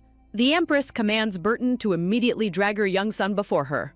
Under a heavy blanket in a dark room, the young Ador trembles in absolute terror. Bertan knocks politely at Ador's door, requesting permission to enter the dark room. Warning that the Empress will come herself, Bertan is finally granted entry by the terrified boy. Bertan observes Ador's pale state while the weak boy quietly laments his failing health. They discuss the Empress's fury, and Ador accepts his grim fate, preparing to face his mother. Paralyzed by intense paranoia, Ador begs Bertan to block out the blinding sunlight in the corridors. Bertan gently reassures the weak prince, firmly dedicating himself to easing Ador's heavy burdens. Ador offers his heartfelt thanks to Bertan as they walk together toward his mother. The door creaks open as Andor enters the room, nervously calling out to his mother. The Empress runs to embrace Ador, weeping over the Emperor's cold treatment of her son. Hugging his weeping mother, Ador silently blames the Emperor for causing her so much pain. Ador gently pats her back, deeply blaming his own appearance for failing to meet expectations. Pulling back, the Empress reassures Ador that they still have a chance to change everything. The Empress outlines a desperate plan to interfere with the mountain mission to secure their survival.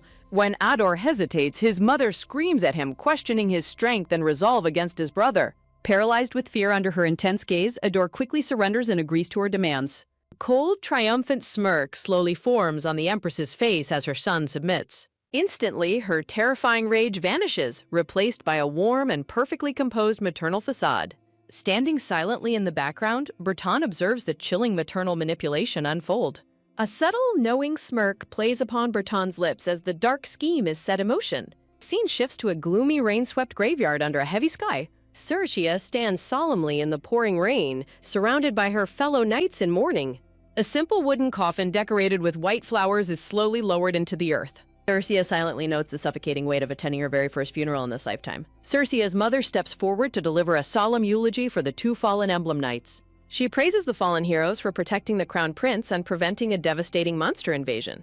The quiet blonde crown prince stands amidst the crowd, listening to the heavy tribute to their sacrifice. Tears mixing with the rain, Cercia's mother requests a final, solemn moment of silence. Cercia silently regrets boasting so confidently before the crown prince, weighed down by the constant reality of death. Standing before the fresh grave and the heavy rain, Cercia laments how surviving feels like an impossible miracle. Cercia feels the wide gap between herself and Enoch, doubting her future ability to protect the prince. She observes the young prince, wishing to become a strong sword that can protect his future reign. Cercia resolves never to let her weakness cause the fragile crown prince to weep in despair again. Under a clear, bright sky, a loud clanging sound echoes across the sunny training grounds. Whispering fills the courtyard as the gathered trainees watch a tense wooden sword duel unfold. The watching trainees are thrown into complete disbelief as they witness a shocking turn in the duel. The referee hesitates in surprise while a thoroughly exhausted Cercia pants heavily from her defeat. The referee raises his red flag and loudly declares Lucas the winner of the duel. Dropped to the ground, a panting Cercia stares in utter disbelief at her swift loss. Crowd's cheers ring out as Lucas is officially announced as the victor of the match. The trainees whisper in shock, debating if Cercia's legendary swordsmanship has somehow grown weaker. A sudden step approaches Cercia as a stern voice calls out her name on the dirt path. Cercia's red-bearded grandfather stands tall, offering her a wooden sword with an imposing, powerful presence. Accepting the training sword, Cercia obediently agrees to her grandfather's sudden demand to fight. The old warrior gazes down at Cercia with a stern, intensely serious look in his purple eyes. Her grandfather steps forward, declaring his intention to personally test her skills in a duel. Cercia admits her currently terrible form, but her grandfather firmly insists she needs his training. Her grandfather motivates her by reminding her of the strong rival she desperately wishes to defeat. The old warrior fixes her with an intense glare, challenging her resolve to win. Feeling the heat of his intense gaze, Cercia remains silent but begins to sweat nervously. Cercia eagerly accepts the challenge with a fierce, determined shout, her spirit fully reignited. Filled with newfound resolve, a fiery determination to win burns brightly in Cercia's mind. She clashes swords with her grandfather, inwardly projecting her frustration onto her rival fiancé, Enoch. Cercia silently curses Enoch, deeply irritated by his constant arrogant and gloomy genius attitude. With a fierce, angry battle cry, Cercia swings her wooden sword with all her might. The scene shifts to the lush Lowe's mountain range where a white horse gallops toward a mission. Mounted on his horse, the crown prince addresses his knights, emphasizing that honor is not their priority. The prince firmly declares that their absolute goal is to complete the mission without any casualties. Feeling deeply reassured, Cercia smiles as the prince instructs them to form pairs for the subjugation. Prince points to Saoirse and Zeke, assigning the two of them to pair up together. Saoirse cheerfully waves, giving a bright thumbs up to indicate her compliance with the pairing. Flustered by her enthusiastic response, the Crown Prince's face instantly flushes bright red in embarrassment. The prince hurriedly commands everyone to get into formation, leaving Saoirse wondering if she misread their closeness. Saoirse glances over, spotting a white-clad Enoch already heading off into the forest without her. Enoch glares back coldly with glowing blue eyes, deeply irritating Saoirse with his rude behavior. Sweating with annoyance, Saoirse grumpily notes to herself that some people truly never change. Zeke leans in close to ask if Enoch is indeed glaring directly at them. Saoirse dismisses Enoch's behavior as simple bad manners, while Zeke sweat drops in confused agreement. Saoirse cheerfully prompts Zeke to move out, and the brown-haired knight obediently follows her lead. Zeke ponders in deep confusion, wondering if having bad manners and being twisted are the same. Zeke scrambles to keep up as Saoirse loudly urges him to hurry up into the forest.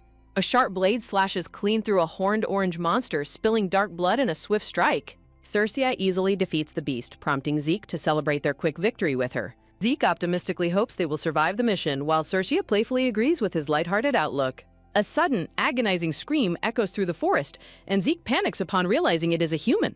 Saoirse dashes toward the noise, ordering Zeke to follow as the terrified knight struggles to keep pace. The terrified voice of a helpless victim screams out in fear from somewhere deep within the forest. The desperate, panicked cries calling for Saoirse echo loudly through the dense, shadowed green trees. Saoirse abruptly halts her advance on the dirt forest path, sensing nearby danger. Zeke looks around in a panic, calling out to Saoirse before turning around in shock. Saoirse quickly silences the startled Zeke, quietly pointing out the presence of a gray knight nearby. Zeke is confused, but their attention is drawn to a screaming gray knight facing a massive monster.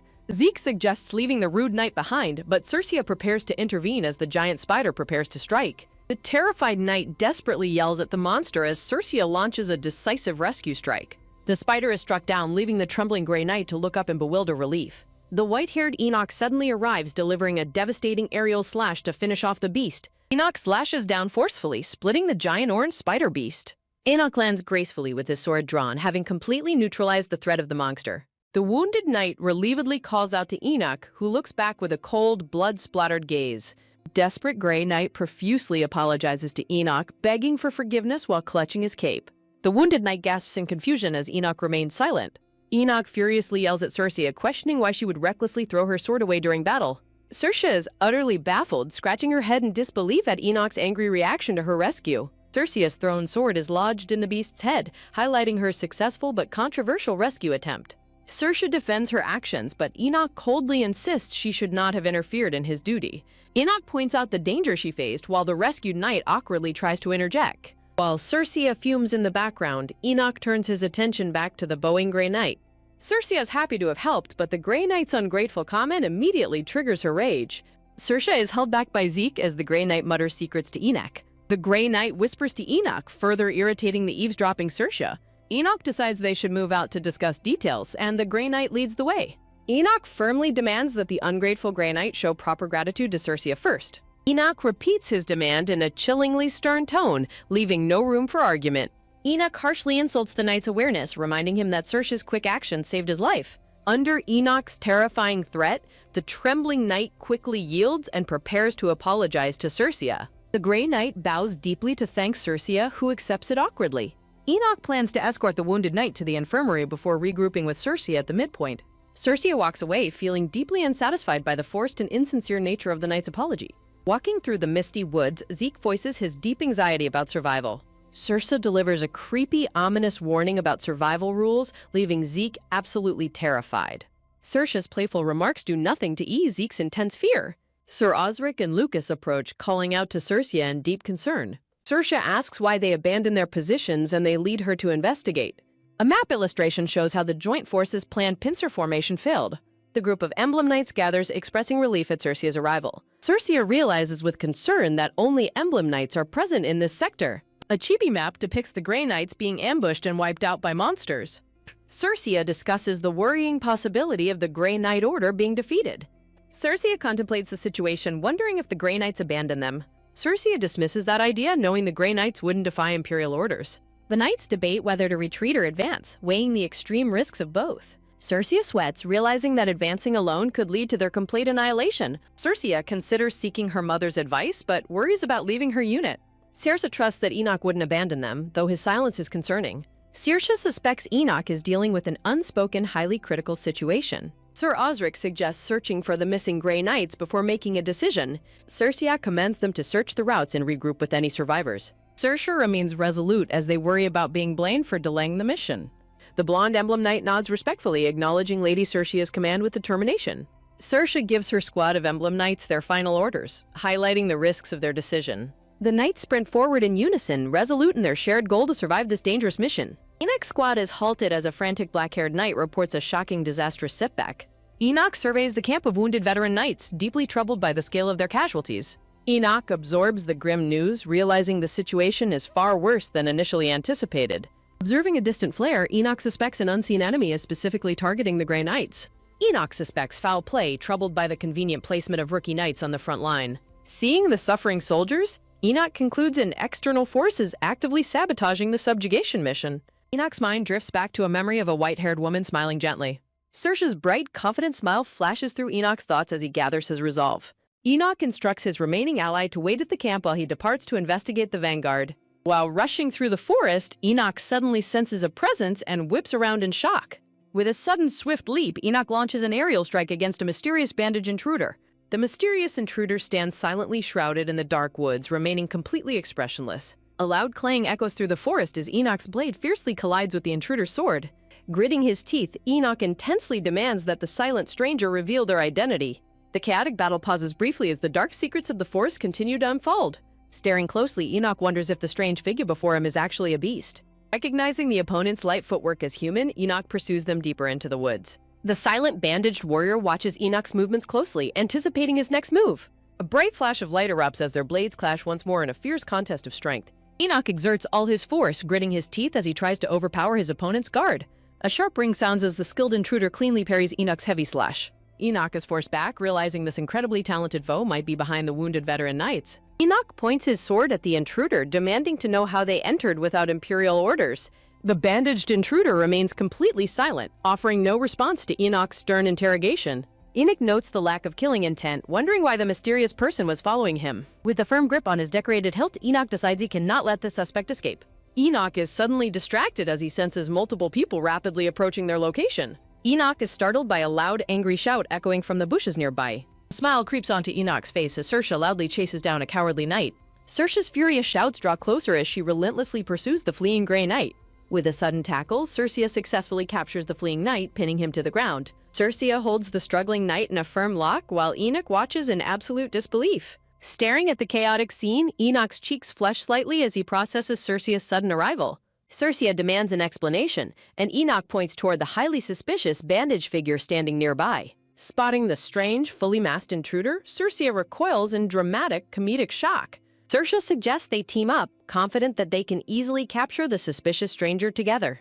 Cersei proudly boasts that she could probably handle this mysterious opponent all by herself. Unsheathing her ornate sword, Cersei confidently declares she is much stronger than before. Enoch stares blankly, completely baffled by Cersei's sudden display of unearned confidence. Enoch's wide blue eyes show his deep confusion as he tries to understand her dramatic declaration. Back at the training grounds, the spectating trainees gasp in sheer shock at a sudden turn of events. A sharp crack sounds as a broken piece of a wooden training squat clatters onto the dirt. Cersei pants heavily in victory while her grandfather looks down in shock at his broken sword. Cersei stands tall, gasping for breath as her training sword begins to glow with a brilliant aura. The onlookers point in absolute disbelief, shouting as they recognize the legendary sword aura surrounding Cersei's blade. Cersei beams with joy, thanking her grandfather as he proudly puts a hand on her shoulder. Enoch gazes in awe at the memory of Cersei wielding her magnificent glowing sword aura. Enoch smiles softly, recalling Cersei's sudden declaration of power. Cersei proudly boasts about her swordplay before admitting she put her weapon down. A sudden cry of regret sounds as Cersei dashes off, leaving Enoch completely startled. Cersei grits her teeth, determined to prove herself during training. Young Enoch chases after Cersei with a highly concerned expression on his face. Cersei hoped to remain interesting, the training ground standing silent under a cloudy sky. Standing amidst blooming lilies, Enoch gently teases Cersei for her late arrival at their meeting. Enoch reminds Cersei that his weapon wasn't simply left behind in safe storage. Enoch anxiously questions whether Cersei still lacks her weapon in this chibi-style exchange. Enoch proudly brandishes his brilliant glowing blue sword, announcing his successful weapon creation. Cersei smiles proudly as she watches Enoch successfully summon his glowing blue blade. Ready for battle, Cersei and Enoch raise their glowing weapons, shouting in mutual determination. The mysterious bandaged intruder stands silently as the battle cry to charge echoes. A quick rustling sounds as the masked figure suddenly leaps forward into action. A soldier runs quickly toward a grand glowing tent in the middle of camp. Inside the command tent, Prince Aurelian and Commander Emblem review the failing battle strategy. A messenger delivers grim news to Aurelian, asking if they should order Emblem to advance. Aurelian expresses deep shock and worry, declaring that such an advance would be far too dangerous. Aurelian decides to temporarily halt the subjugation, shocking his subordinate, who hesitatingly questions the order. Aurelian tells his men to rest until tomorrow, and they reluctantly obey his command. The soldiers quietly gossip, questioning the sudden halt and doubting Aurelian's preparedness for the battlefield. The soldiers gasp in shock as the Empress suddenly arrives, demanding to know the truth. The nervous soldiers stammer, completely terrified to answer the Empress's sharp questioning directly. The Empress's voice booms as she confronts Aurelian, demanding to know if the rumors are true. Aurelian and Commander Emblem turn in surprise as the Empress and Andor enter the temp. The Empress coldly accuses Aurelian of ruining the Emperor's plans, reiterating her demand for an answer. Aurelian bows deeply, politely asking how the Empress managed to travel all this way to the camp. The Empress claims she came to support her son Ador in fulfilling his duty to the people. Ador awkwardly agrees with his mother, who pressures Aurelian to share his command with his half-brother. Aurelian firmly suggests waiting to make decisions until they confirm why the Grey Knights have been delayed. The Empress dismisses the delay, but Aurelian warns that proceeding without the Grey Knights is too dangerous. The Empress manipulatively argues that knights must be prepared to make sacrifices for the eager citizens. Aurelian is utterly horrified, inwardly questioning if the Empress is actively ordering them to their deaths. Torn by duty, Aurelian desperately weighs the risk of massive casualties against his loyalty to the people. A sudden reassuring touch on his shoulder reminds Aurelian that wasting lives is not true leadership. Commander Emblem boldly declares that a real ruler devises strategies to minimize sacrifice, inspiring the worried prince. Commander Emblem defends Aurelian's strategy, leaving the scheming Empress visibly stunned and furious. The Empress snarls with a menacing glare, accusing Commander Emblem of being reluctant to enter the battle. The Empress maliciously suggests that Emblem lacks trust in the Grey rookies currently on the front line. Commander Emblem acts surprised, questioning how the Empress has such specific knowledge of the frontline rookies. Commander Emblem inwardly notes the Empress's suspicious inside knowledge, realizing she is plotting something sinister. The Empress quickly backtracks, claiming it was a guess before ordering Ador and the Crown Prince to split forces. Emblem asserts that the decision belongs to Aurelian, but is interrupted by familiar loud shout nearby. Cersei humorously charges into the area, carrying a struggling and embarrassed Grey Knight over her shoulders. The Empress recoils in utter shock and anger at the sudden disruptive arrival of Cersei. Emblem rushes outside to demand answers from Cersei regarding the rear unit and the injured Grey Knights. Cersei greets Aurelian politely, who urgently asks if the Grey Knights were indeed ambushed by monsters. Noticing the Empress's hostile presence, Cersei decides to hold back details about the mysterious intruder for later. Cersei explains they are still confirming details, while Aurelian mutters in surprise about the unexpected ambush. Cersei wonders if the knights failed to notice the monsters because they were too busy fighting amongst themselves. Quiet footsteps echo as a dark-clothed figure walks past a silent observer in the night. Cersei inwardly questions the Empress's hidden motives, while the Empress addresses a wounded Grey Knight. The Empress asks if Cersei beat up the injured knight, who reluctantly confirms her involvement. Cersei furiously yells that she only struck the knight because he stubbornly refused medical attention. Cersei and the injured knight continue to bicker as the Empress watches with a smug smile. The knight complains about Cersei's rough treatment, prompting her to snap back with a sharp insult. Aurelian nervously suggests intervening, but Commander Emblem notes that the fight strangely brought them closer. Aurelian is left completely bewildered by Commander Emblem's positive perspective on the physical clash. The Empress uses the conflict to demand that the two clashing knight orders be commanded separately. The Empress presents her trembling son Ador, who hesitantly promises to do his best if ordered. Aurelian looks at the terrified boy, recalling how frightened he himself was when first receiving command. Aurelian decides to reorganize forces and resume the subjugation tomorrow, exempting any injured soldiers.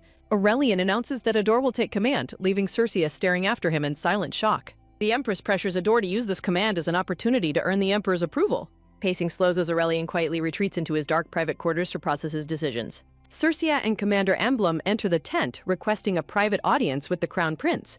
Aurelian expresses shame over his perceived incompetence, but Cersei and Emblem suggest finding a quieter place. Commander Emblem asks to deliver her report first, and the Crown Prince gives her his permission. Emblem reports that ground erosion is progressing in the mountain range and suspects a high-rank monster. Cersei watches her mother, Commander Emblem, wondering what she is searching for in her armor. Cersei is startled when her mother suddenly pulls out parchment and a fountain pen for her. Circia eagerly realizes she can write down her secret findings to inform the prince in silence. Emblem politely invites the crown prince to take a seat, while Sarisha happily prepares her report. While Emblem discusses the long process of cleansing the land's energy, Circia writes her secret report.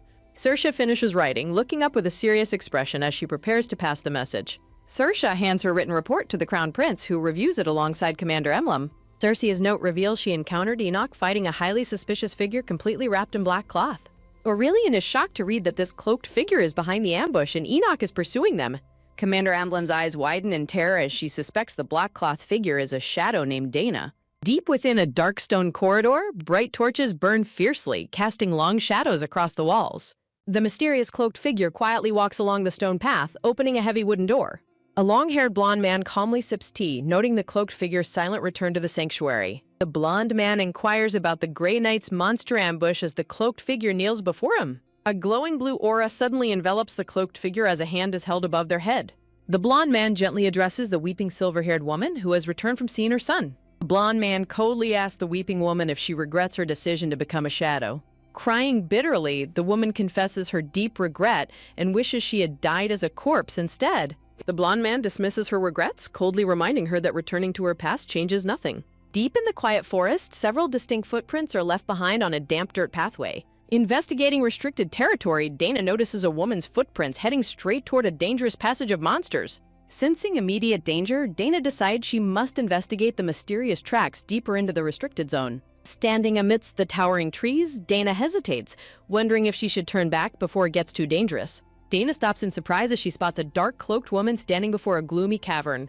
Dana shouts a warning to the stranger, offering to escort her safely back to human territory. The stranger turns around, revealing herself to be the Empress, who glares back with a furious expression. Dana recoils in absolute shock and disbelief upon recognizing that the trespasser is the Empress herself. Caught red-handed, the Empress quickly prepares a spell, cursing Dana's presence in the dangerous forbidden territory. The furious Empress unleashes dark, monstrous shadows, commanding them to eliminate Dana and silence her forever. Terrified for her life, Dana desperately resolves that she cannot allow herself to die in this place.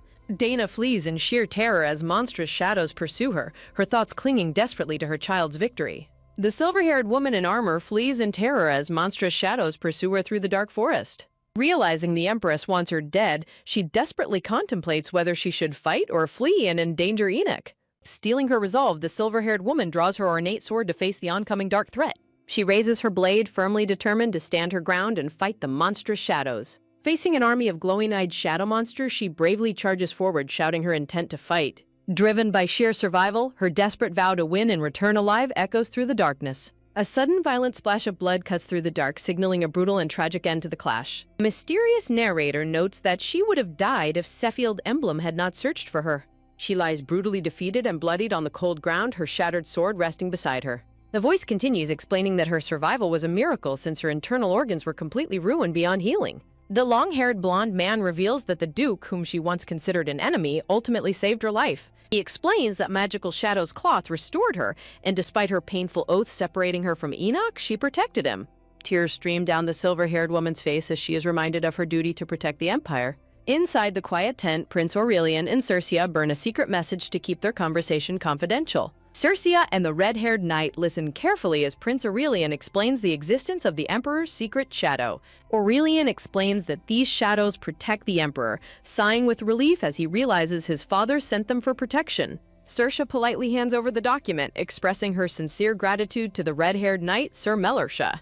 Sir Melrisha holds a finger to his lips, silently indicating that this matter must remain strictly confidential. Left with her thoughts, Circia crosses her arms, deeply contemplating the secret existence of the Emperor's Shadow Knights. While walking outside, Circia wonders why a secret shadow would reveal themselves to Enoch just as Enoch calls her name. When Circia mentions that the suspicious figure got away, Enoch gently reassures her that she did not need to give chase. Circia questions his reasoning, prompting Enoch to hold her cheek and tell her to step closer for a quiet explanation. Leaning in close to whisper in her ear, Enoch explains that the cloaked figure was a knight sent by the Emperor. Circia realizes that the Shadow Knight's lack of killing intent during their fight now makes perfect sense. As they walk together, Enoch points out that their fighting was out of sync because they have only ever fought each other. Circia is startled when Enoch warmly proposes that they learn how to fight together as a coordinated team. Cercia clarifies if he means training together, and Enoch firmly agrees that they should practice as partners. In a comical moment, Sosha questions how they can share a training yard without their rival knight orders clashing. Enoch scratches his ear, suggesting they put off finding a solution until after the current subjugation mission is over. Cercia pouts cutely, telling Enoch to be grateful she did not insult his knight order more harshly. The narrator notes the historic, fierce rivalry between the Emblem and Grey families, who constantly fight like cats and dogs. Tabling their training plans for now, Cercia and Enoch agree to talk again once the subjugation is complete. Cercia looks back as the quiet, unresolved questions about finding a mutual training ground linger in her mind. Sisha reflects on her admiration for her mother and aunt, wondering if their rival families will ever truly get along. Enoch walks away under the starry night, his thoughts focused on moving past old pride and honor to find unity. Cercia watches him retreat into the darkness, acknowledging to herself that achieving such harmony will be incredibly difficult. Suddenly stopping in his tracks, Enoch pauses under the night sky as a quiet breeze shifts the quiet atmosphere. A gentle rustle of leaves whispers through the branches, echoing the silent, shifting emotions between the two young knights. Enoch gazes into the distance with a serious expression, surrounded by a soft aura of light and white roses. The scene shifts abruptly to the majestic, sunlit spires of the Grand Palace on a bright, clear day. A sudden, loud shout echoes through the palace as a brown-haired man slams the double doors open in excitement. The soft sigh, Cercia closes her heavy book as a noisy intrusion disrupts her peaceful reading time. Sitting elegantly in her chair, Cercia chides Zeke for his loud entrance and asks what has caused such a commotion. Zeke excitedly waves a sealed letter, while Cercia wonders why he is making such a big deal out of a simple invitation. Dancing with joy, Zeke insists this invitation is special, prompting a sweat-dropped Cercia to ask what it is. Zeke proudly presents the envelope, revealing it is from the academy where Lord Enoch Grey has enrolled. Cercia listens silently as Zeke notes her busy schedule as interim commander ever since the Lowe's mountain range subjugation. Zeke teases Cercia, recalling how she constantly checked the mailbox for a letter from the absent Enoch. Cercia blushes deeply, surrounded by roses, as she dramatically laments not receiving a reply to her previous letters. Realizing he misread her reaction, Zeke's sweat drops as Cercia gives him a silent, completely deadpan glare. Cercia smiles with anticipation, whispering that the moment she has waited for is finally here. Zeke stares in absolute disbelief, stuttering and asking to hear the incredible news once more. Cercia triumphantly punches the air, ecstatically shouting that her beloved friend is finally graduating. Zeke claps his hands enthusiastically with a sweat drop, joining in on her joyous celebration. Zeke looks completely bewildered as floating question marks surround his puzzled, sweat-dropped face. The title screen of the story is dramatically displayed in red calligraphic font. Kane runs frantically after Enoch, calling out to his senior and pleading with him to wait. Kane desperately grabs Enoch's shoulder, pleading with his senior to hear him out. Kane demands to know why he is not allowed to join the Grey Knight Order. Kane wonders with frustration if his commoner status is the reason for his rejection. Kane argues that the rejection makes him look unnoble, but Enoch calmly replies that he does not handle recruitment. Kane passionately asserts that only his commoner status holds him back, since they share the top academic rank. Enoch questions why Kane wants to join the highly aristocratic Grey Order despite his hatred for nobles. Kane flinches and sweat drops, visibly taken aback by Enoch's sharp but accurate questioning. Kane admits that a commoner joining the prestigious order would feel like the perfect payback. Kane points out that his admired senior is already a member of that very order. Enoch is surprised to learn that he himself is the main reason for Kane's determination. Kane explains that Enoch's swordplay was different from the delicate style of other greenhouse-raised nobles. The flashback shows Enoch training with intense dedication, his sharp focus setting him apart from others. Sharp clashing sound rings out as Enoch fiercely fights, leaving Kane completely mesmerized. Kane recalls there was something truly captivating about the way Enoch handled his weapon. Kane confesses that seeing Enoch's swordplay made his deep-seated hatred for nobles feel entirely meaningless. Kane declares his ultimate goal is to stand by Enoch's side and master his style of swordplay. Enoch looks at Kane's determined expression, realizing those eyes seem incredibly familiar to him. Enoch connects Kane's fierce gaze to Cercia, whose golden eyes share the exact same intensity. Enoch gasps in sudden realization as Kane watches him with a highly puzzled expression. Kane bows deeply to his senior, showing his sincere respect and earnest plea. Enoch walks away in deep thought, leaving the bowing commoner behind on the pass. A gentle, knowing smile spreads across Enoch's face as he continues on his way. Cercia energetically opens the door, announcing her departure to her parents in the tea room. Cercia's parents sit elegantly in their beautifully decorated parlor, enjoying a quiet moment together. Cercia proudly explains that she has been appointed as an evaluator for the graduation exam. Benedict proudly notes how much their daughter has thrived since taking over as Emblem's commander. Cercia hilariously corrects her mother about her interim title, while her mother casually dismisses the details. Saoirse dramatically laments her overwhelming duties, complaining that even 3 bodies wouldn't be enough. Benedict suggests hiring a deputy, earning an enthusiastic thumbs up from his grateful daughter. Saoirse excitedly praises her chosen candidate, Cain, who shared the top rank with Enoch. Benedict warmly bids his daughter farewell, wishing her a safe trip as she heads out. Saoirse's parents remain in the parlor as the door quietly closes behind their daughter. Saoirse's mother calls out Benedict for his dishonesty, knowing he already knew about Cain. She reveals that Benedict secretly intervened to ensure the Grey recruitment officer failed Cain instead. Benedict sweat drops and chuckles, confessing that being a good father to Cain is incredibly hard. The mother muses that Cain will likely grow fond of Enoch if they train together. Saoirse runs excitedly through the gardens, hoping Cain will agree to join her night order. Saoirse's parents hope Cain becomes a reliable partner who can grow alongside their daughter. The scene shifts to the bustling docks of the majestic coastal kingdom of Pavan. A traveler steps off the ship's gangplank, letting out an amazed gasp at the sights. Saoirse marvels at the massive scale of the kingdom's bustling and vibrant commercial port. Saoirse looks around the lively city streets in utter amazement, taken in the vibrant atmosphere. Saoirse is glad she arrived early, allowing her to explore the bustling market in peace. Saoirse strolls through the market, wishing she could just goof off, when a child suddenly spots her uniform and points her out. Saoirse is shocked as a crowd gathers around her, excitedly recognizing her as the commander of the famous Emblem Knight Order. Saoirse laments that her family's high popularity never allows her to slack off in public. As a merchant invites her for a meal, a blonde-haired woman spots Saoirse from behind. Saoirse turns in surprise as the blonde-haired woman loudly calls out her name from the crowd. Olivia Boldmore, Saoirse senior from the academy, waves energetically to draw her attention. Saoirse smiles brightly, relieved to see her friend Olivia in the middle of the crowd. Olivia quickly pulls Saoirse away from the crowd, successfully rescuing her from the overwhelming attention. Traveling together in a carriage, Olivia welcomes Saoirse to Pavan while Saoirse compliments her uniform. Olivia recalls her academy days, admitting everything was great except for trying to talk to Enoch Grey. Saoirse is surprised, asking if talking to Enoch is still as difficult as before. Olivia explains that Enoch is notoriously cold and barely talks to anyone other than Saoirse. Saoirse is momentarily taken aback by the revelation of Enoch's exclusive ward toward her. Saoirse wonders if she holds a special place in Enoch's heart. Olivia confirms Enoch's coldness to others, while a blushing Saoirse jokingly complains about his stuck-up behavior. Olivia humorously suggests that Enoch needs a good smackdown, causing Saoirse to sweat drop. Saoirse blushes with embarrassment, thinking of how her friend is teasing her. A sliding door opens, transitioning to a memory of Saoirse's past life. In her previous life, she enters a study room and notices the same boy already sitting there. She asks the boy how he always gets the same seat, but he flatly refuses to share a secret. She playfully accuses him of having a trick up his sleeve, which he calmly admits. She ponders his secretive nature as she watches him from across the desk. She recalls that the highly coveted study seat always somehow belonged to that round-headed boy. The repetitive clicking of a pen echoes through the quiet study room. She wonders if the boy ever goes home, since he seems to be there at all hours. He explains his exhausting routine of arriving early and leaving late to avoid his mother, mirroring her own dark school days. She realizes in hindsight that this quiet boy was her only true friend during those exhausting school days. She wonders if the boy also considered her a friend despite their brief and quiet interactions. The soft, reflective sky highlights her lingering questions about her past life. Saoirse snaps back to the present, wondering whatever became of that boy from her past. Olivia announces their arrival, interrupting Saoirse's deep thoughts about her past.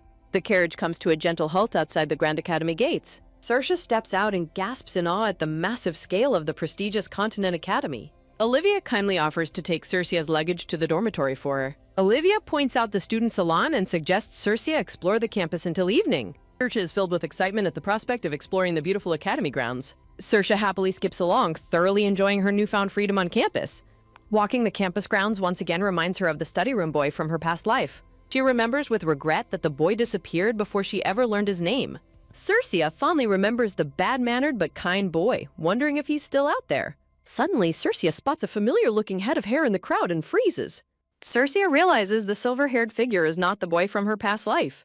A tall, handsome, silver-haired man stands elegantly among the crowd of students. Saoirse is absolutely stunned as she realizes the silver-haired man is actually Enoch Grey. Saoirse observes Enoch from a distance, noting how remarkably different and unfamiliar he seems. Sensing her presence, Enoch stops and turns around, calling Saoirse's name in surprise. Saoirse stares at him, her heart skipping a beat as she looks at him after 5 years. Enoch offers a soft, breathtaking smile that lights up the surrounding atmosphere. Saoirse's eyes widen as a sudden intense feeling washes over her. Enoch warmly approaches and asks if she came to see him, leaving Saoirse completely flustered and speechless. Saoirse is startled as Enoch approaches and casually asks her how she has been. Circia internally panics at the immense awkwardness of the reunion while Enoch looks on in confusion. Sweating nervously, Circia stammers that she is tired from her journey to excuse her discomfort. But a sudden whoosh, Circia frantically bolts away, leaving a bewildered Enoch in her wake. A sudden firm grab stops her in her tracks as Enoch catches her by the wrist. Circia flinches as Enoch asks why she's been avoiding him and ignoring all his letters. Enoch confronts her closely, making Circia sweat drop as she laments her poor excuse of being busy. Enoch looks directly at her, reminding Circia of all the promises they made to do things together. Enoch points out her sudden career move, leaving Circia to awkwardly defend how things turned out. Circia desperately searches for a way to stop him before the conversation becomes too painful. A dramatic floral border frames Enoch as Circia internally screams for him to stop talking. Circia looks completely taken aback when Enoch quietly questions if she ever considered him a friend. Surrounded by white lilies, a melancholic Enoch is stopped as Circia frantically tells him to wait.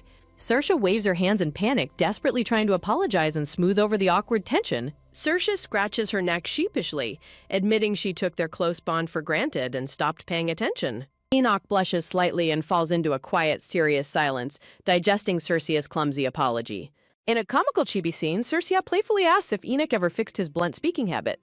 Enoch glumly admits his total lack of friends, which only confirms Circia's suspicions about him. Circia looks at Enoch's back, realizing he remains the same hopeless, friendless person from before. A sudden shout from the surrounding crowd dramatically announces an upcoming match between the two prestigious orders. Circia and Enoch both turn in surprise as the students' loud gossip catches their attention. The Academy students cheer enthusiastically, thrilled at the prospect of witnessing the highly anticipated match. Circia and Enoch exchange a sweat-dropping, awkward glance under the intense gaze of the excited onlookers. The scene shifts to Adder sitting in a dark bedroom beside his bedridden, sick mother. Ator watches his mother in deep despair, crying out over her inability to rise from bed. His mother bitterly questions why Ator has not yet secured his place as the crown prince. Ator cries out in pain as his mother violently screams in frustration over their failed ambitions.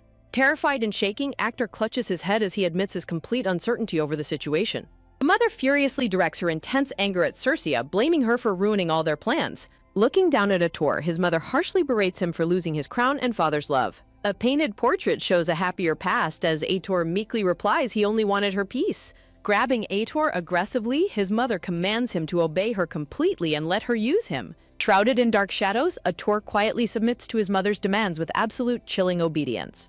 Under a stormy sky, the mother vows to destroy Circia and reclaim their spot at the top. With a heavy creak, the large decorated door of the dark bedroom slowly swings open. Peter silently slips out of the room, closing the heavy door shut behind him with a thud.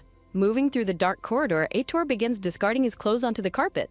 Standing quietly in front of a mirror, Ator stares at his own bare reflection in the dark. Looking at himself, Ator questions why he is still not the crown prince, his eyes cold. A dark, cursed ink-like mark sprints ominously across his chest, sealing his tragic, agonizing fate. The dark, oppressive atmosphere suddenly breaks into a peaceful view of a bright blue sky. Sunbeams and a bright rainbow illuminate the grand, elegant facade of the Continent Academy. Kane sits quietly on a bench under the trees, meticulously polishing his sword with a cloth. Two students walk past the bench, immediately recognizing Kane and whispering maliciously about him. The students gossip behind his back, assuming Kane is trying to look good for the joint training. The classmates mockingly dismiss Kane's talents, sneering that a commoner will never join the Emblem Order. Kane's hand trembles as he squeezes his sword tightly, deeply wounded by the harsh, insulting gossip. A concerned, glasses-wearing classmate approaches the bench and kindly asks Kane if he is doing all right. Kane looks up with a forced calm, placing a friendly hand on his classmate's shoulder to reassure him. The classmate scratches his cheek with a sheepish grin as Kane looks on with a steady expression. The glasses-wearing classmate asks if the seniors were out of line, but Kane dismisses his concern. His glasses-wearing classmate looks back at him with an anxious, sheepish expression. Kane bitterly notes that no matter how hard he tries to ignore the seniors, they constantly provoke him. The classmate stands up, expressing regret that graduation means losing his only chance to train with Emblem. Kane remains silent, deep in his own thoughts about the upcoming joint training. A bright sky shines over the academy grounds, signaling the start of the historic training session. A loud voice echoes across the training grounds, calling all students to immediate attention. The instructor announces that the elite Emblem Knight Order will lead their final joint graduation training. The students erupt into thunderous cheers, thrilled to train with the continent's greatest Knight Order. Swordsmanship instructor Roderick M. Vine addresses the excited students from a decorated podium. Students excitedly discuss the rare opportunity to impress Commander Circia and potentially join Emblem. Roderick urges the students to prove their academy's worth to the legendary Emblem Knight Order. The students stand in eager anticipation, ready to showcase their skills during the training. The student wonders if the legendary members of Emblem will have an overwhelming, majestic presence. Saoirse stands elegantly in her blue uniform, unaware of the students watching from afar. The students watch in sheer confusion, questioning if these odd people are really the elite Emblem Knights. Saoirse furiously scolds Zeke for farting again, completely shattering their majestic image in front of everyone. The onlookers are thoroughly exasperated by the embarrassing and chaotic behavior of the elite knights. Saoirse suddenly realizes that they have an audience and reacts with panicked embarrassment.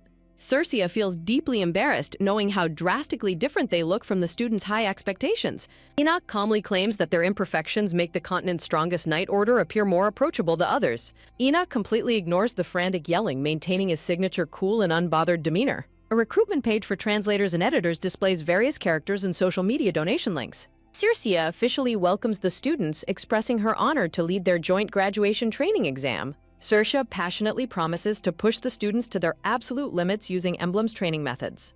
Zeke whispers a distraction to Saoirse about Osric stretching his uniform, causing Osric to defend himself. Saoirse checks on the students' snacks while the knights whisper about her overly caring nature. Saoirse regains her composure and instructs the students to begin warming up with Sir Osric. The students give a half-hearted reply, prompting Saoirse to question their highly skeptical expressions. The warm sun shines brightly down as the outdoor physical training session finally begins. While other students stretch in the courtyard, Kane focusedly prepares himself for the intensive training ahead. Kane notices his glasses-wearing classmate is missing and wonders if he wandered off somewhere.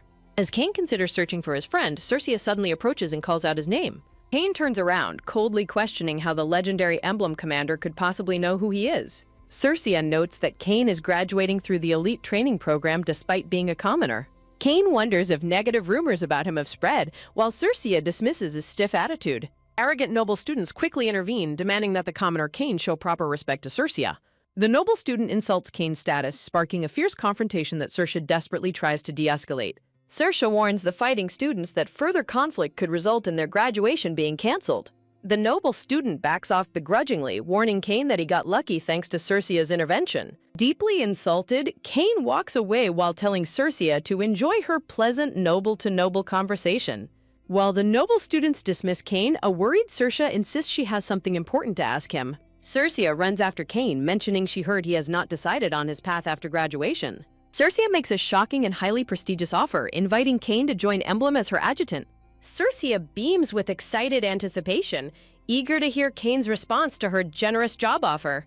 The watching noble students are left completely speechless by the commander's unbelievable offer to a commoner. Kane stops in his tracks, turning his head back to process the unexpected invitation. Saoirse confirms the position, promising Kane a respected place where he would never be looked down upon. Before Saoirse can even finish her sentence, Kane flatly and immediately rejects her generous offer. Comically bewildered Saoirse tries to process the rejection while Kane firmly reiterates his refusal. Saoirse clutches her head in comically panicked confusion, wondering why Kane rejected her offer and what he could possibly have against Emblem. Kane explains his cautious nature, stating that Emblem's aggressive, straightforward atmosphere simply does not suit him. As Kane compares joining to being a wild cult fighting for survival, Saoirse dejectedly laments her order's rough reputation. Kane calmly asks Saoirse where she thinks he should go instead, if not Emblem. Saoirse reacts with immense frustration and jealousy when Kane expresses his desire to join the Grey Knight Order. Kane bows politely to Saoirse before turning to leave, maintaining his respectful but firm boundary. Watching Kane walk away, Saoirse feels an unexpected surge of respect for his bold preference for Grey. Kane's blatant rejection of her offer only serves to ignite Saoirse's fierce competitive streak. Saoirse grows determined to recruit Kane, interpreting his words as a challenge to prove Emblem's superiority. Saoirse lets out a creepy laugh, vowing to show Kane which Knight Order truly comes out on top. Cold sweat breaks out on Kane's face as he senses Saoirse's terrifying, obsessive energy behind him. Saoirse cackles wildly as Kane sprints away, leaving the silver-haired Enoch to watch with a weary sigh. Enoch reflects on how typical it is of Saoirse to already try claiming Kane for herself. Enoch muses that he does not even need to investigate Kane's rejection from the Grey Knights. Enoch suspects a high-ranking knight played a role in Kane's rejection, noting Kane's persistent desire to join. Smirking, Enoch looks forward to the entertainment of watching Saoirse actually fight to recruit someone. Pacing before the students, Saoirse begins the training by asking them what a knight's most important quality is. An enthusiastic student raises his hand, suggesting outstanding skill is the most important quality. Saoirse dismisses the students' suggestions of skill, honor, and strength, emphasizing that teamwork is the ultimate quality. Saoirse announces team formations for monster hunting in their upcoming graduation exam at the Kalmadan jungle. Saoirse warns the students that the Kalmadin jungle is an incredibly perilous area filled with hidden monsters. Saoirse explicitly warns them that the notorious Swamp of Death is strictly forbidden during their training course.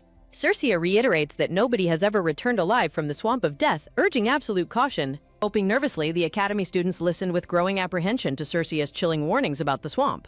The students salute and shout in unison, acknowledging Saoirse's stern instructions with disciplined resolve. Saoirse commands the students' full attention as she begins explaining the specific details of the training. The students shout in sheer disbelief as a massive, intimidating weapon is wheeled onto the grounds. A massive wooden catapult loaded with a giant boulder stands ready to test the trainees' skills. Zeke cheerfully waves his arms to signal that the catapult team is fully prepared for the demonstration. Saoirse steps forward alongside two elite knights to personally demonstrate the training exercise for the students. Drawing her sword, Saoirse explains that their goal is to slice the launched rocks out of midair. The trainees stammer in sheer disbelief, anxiously asking how many launched boulders they are expected to slice. Saoirse smiles confidently, simply telling the nervous students to watch and learn from the upcoming demonstration. A loud creaking sound echoes as Zeke pulls the heavy lever to activate the massive catapult launcher. With a loud resonant snap, the catapult releases its immense tension and launches its heavy payload. The massive stone projectile arcs high into the bright blue sky above the academy training grounds. Saoirse and her elite knights leap effortlessly into the sky, swords drawn to intercept the incoming boulder.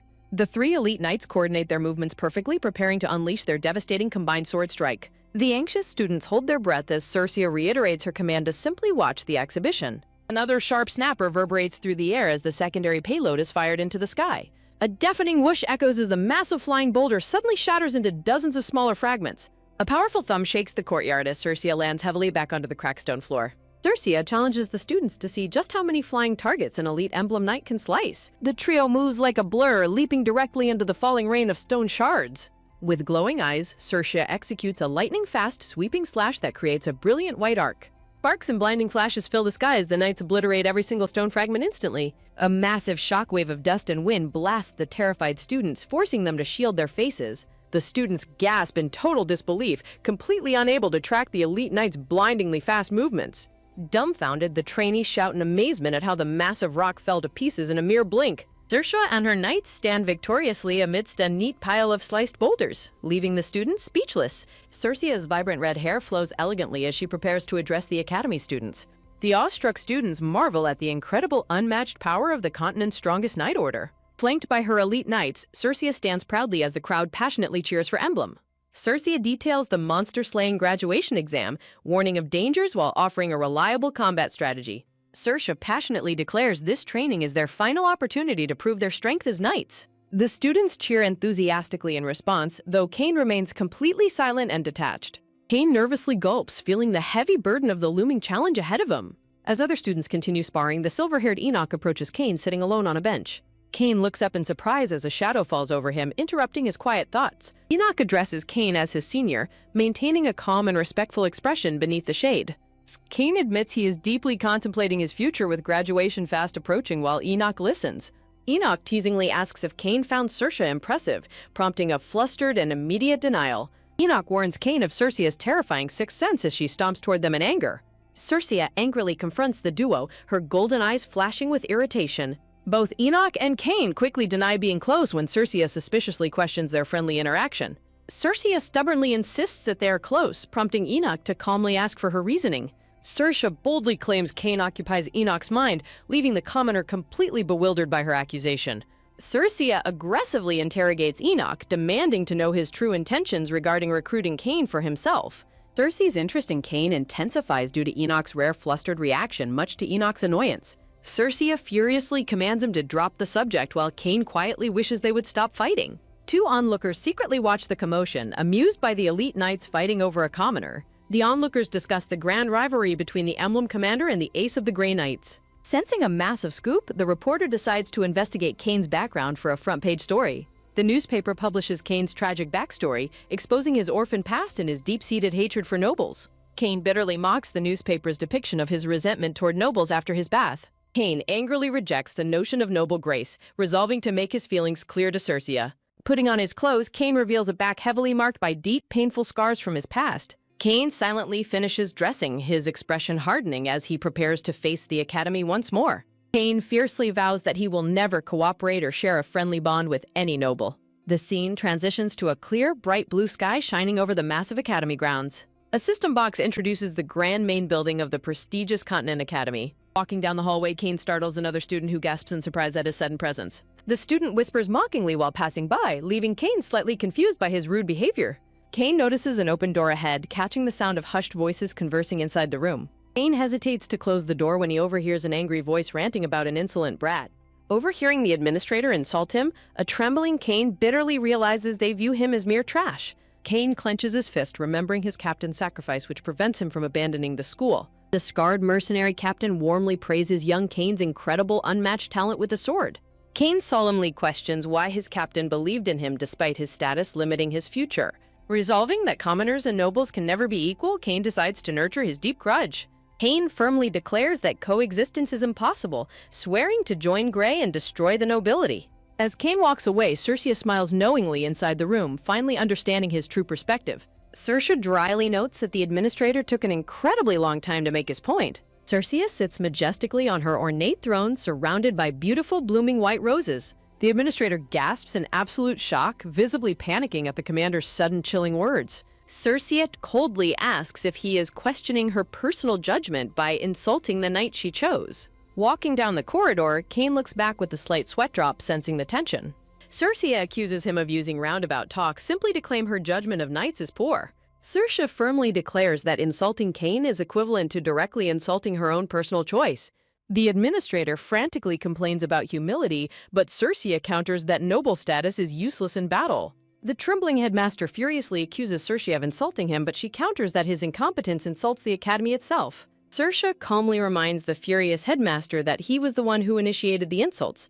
The insulted headmaster seethes in silent rage at Cersei's overwhelming audacity. Outside the closed door, Kane stands quietly in the sunlit hallway, deeply reflecting on their conversation. Kane realizes that the fierce emblem commander possesses a heart as strong as her exceptional blade. A warm feeling stirs within Kane as he realizes Cersei defended him for his sake. Kane blushes slightly, touched by Cersei's unexpected defense of his honor. Cersei threatens to escalate the insult directly to the King of Puffin, completely intimidating the headmaster. The panicked headmaster tries to backtrack, but Cersei sharply asks if he is calling her a liar. Cersei demands a direct apology, leaving the terrified headmaster with no other viable option. The headmaster quickly begs for forgiveness, but Cersei insists he also apologize directly to Kane. The headmaster promises to apologize to Kane, prompting Cersei to cheerfully conclude their discussion. Cersei instructs the headmaster to guide Kane's future toward joining the elite Emblem Knights. The thoroughly defeated headmaster submissively agrees to her demand as she departs the room. Kane panics, realizing Cersei is about to walk out and catch him eavesdropping in the hallway. Kane desperately searches for a hiding spot to avoid an awkward encounter with the commander. Cersei steps out of the office and spots Kane running away, cheerfully greeting him. Forced to stop, Kane nervously greets Cersei as she asks if he has changed his mind. Cersei asks with supreme confidence if he has finally decided to join her Knight Order. Kane stands completely speechless and flustered, struggling to find a way to respond to her. Kane admits his embarrassment for misjudging Emblem, while Cersei teases him about his previous prejudices. Kane awkwardly scratches his neck, attempting to explain his feelings while Cersei looks on curiously. Kane confesses that he previously assumed all members of Emblem were just arrogant noble brats. Cersei stares in surprise as Kane offers a sincere, halting apology for his unfair assumptions. Kane gasps in sheer shock as Cersei suddenly grabs his collar and pulls him close. Cersei asserts that he is a perfect fit, directly inviting him to join her Knight Order. Cersei smiles with undeniable warmth, her golden eyes shining with sincerity and absolute confidence. Kane stands frozen, his entire face flushing bright red from her intense and close proximity. Overwhelmed by embarrassment, Kane suddenly bolts down the hallway as Cersei watches him in amusement. Cersei bursts into cheerful laughter, thoroughly entertained by the young commoner's flustered reaction. On graduation exam day, a student helps his injured classmate limp back from the Kalmadon jungle. The student gently directs his groaning, injured classmate to rest near the exam camp's tents. With a weak nod, the injured trainee carefully holds his bloody, heavily bandaged arm. Kane watches with concern as returnees warn that the jungle is overrun with dangerous monsters. Kane looks around anxiously, wondering why his glasses-wearing junior has not returned from the training. The glasses-wearing junior walks alone, regretting that this is his last chance to train with Emblem. He resolved to enjoy the graduation exam training to the fullest while he still could. Kane glances back, wishing his junior could make positive memories with the Elite Order. Catching sight of his junior walking into the forest, Kane calls out to stop him. Kane tries to remember his junior's name as the boy heads deeper into the jungle. Kane frantically warns his junior that entering the perilous Kalmadon jungle alone is incredibly dangerous. Shouting at him to stop, Kane runs into the dense forest after his reckless junior. Kane warns his junior that acting alone during the exam could lead to severe expulsion. With a sudden wince, Kane's face is sharply scratched by a low-hanging tree branch. Wiping his scratched face, Kane notes the dangerous foliage and the mysterious rising fog. Clutching his throbbing head, Kane realizes the fog is making him dizzy and decides to hurry. Kane looks around frantically, only for his junior to suddenly appear and greet him cheerfully. Kane furiously scolds him for going alone, while his junior is deeply touched by his concern. Overwhelmed with gratitude, his junior joyfully asks if this is what having a true friend feels like. Laughing off Kane's grumpiness, his junior happily agrees to turn back to avoid any monster attacks. The junior with glasses smiles warmly and agrees to turn back with Kane. As they walk, the junior notes Kane's absence from training while Kane claims he was unwell. Kane questions his junior's exam eligibility, prompting the boy to mock his slow perception. Demanding clarification, Kane struggles to breathe as a thick, suffocating fog begins to settle around them. A desperate urge to escape builds as the oppressive atmosphere of the forest worsens. A sinister explanation describes how monsters sustain themselves by devouring human fear, despair, and hopelessness. Kane urgently commands his junior to hurry, deeply confused by his sudden motionless stance in the fog. While Kane staggers from a sudden painful headache, his junior compares monster feeding habits to demonkin. Kane desperately begs for quiet, but the junior explains how demonkin manifest as a person's deepest desire. Kane is paralyzed with shock as the terrifying reality of his junior's identity begins to dawn on him. The voice mockingly reveals that the demonkin took the form of a companion to exploit Kane's loneliness.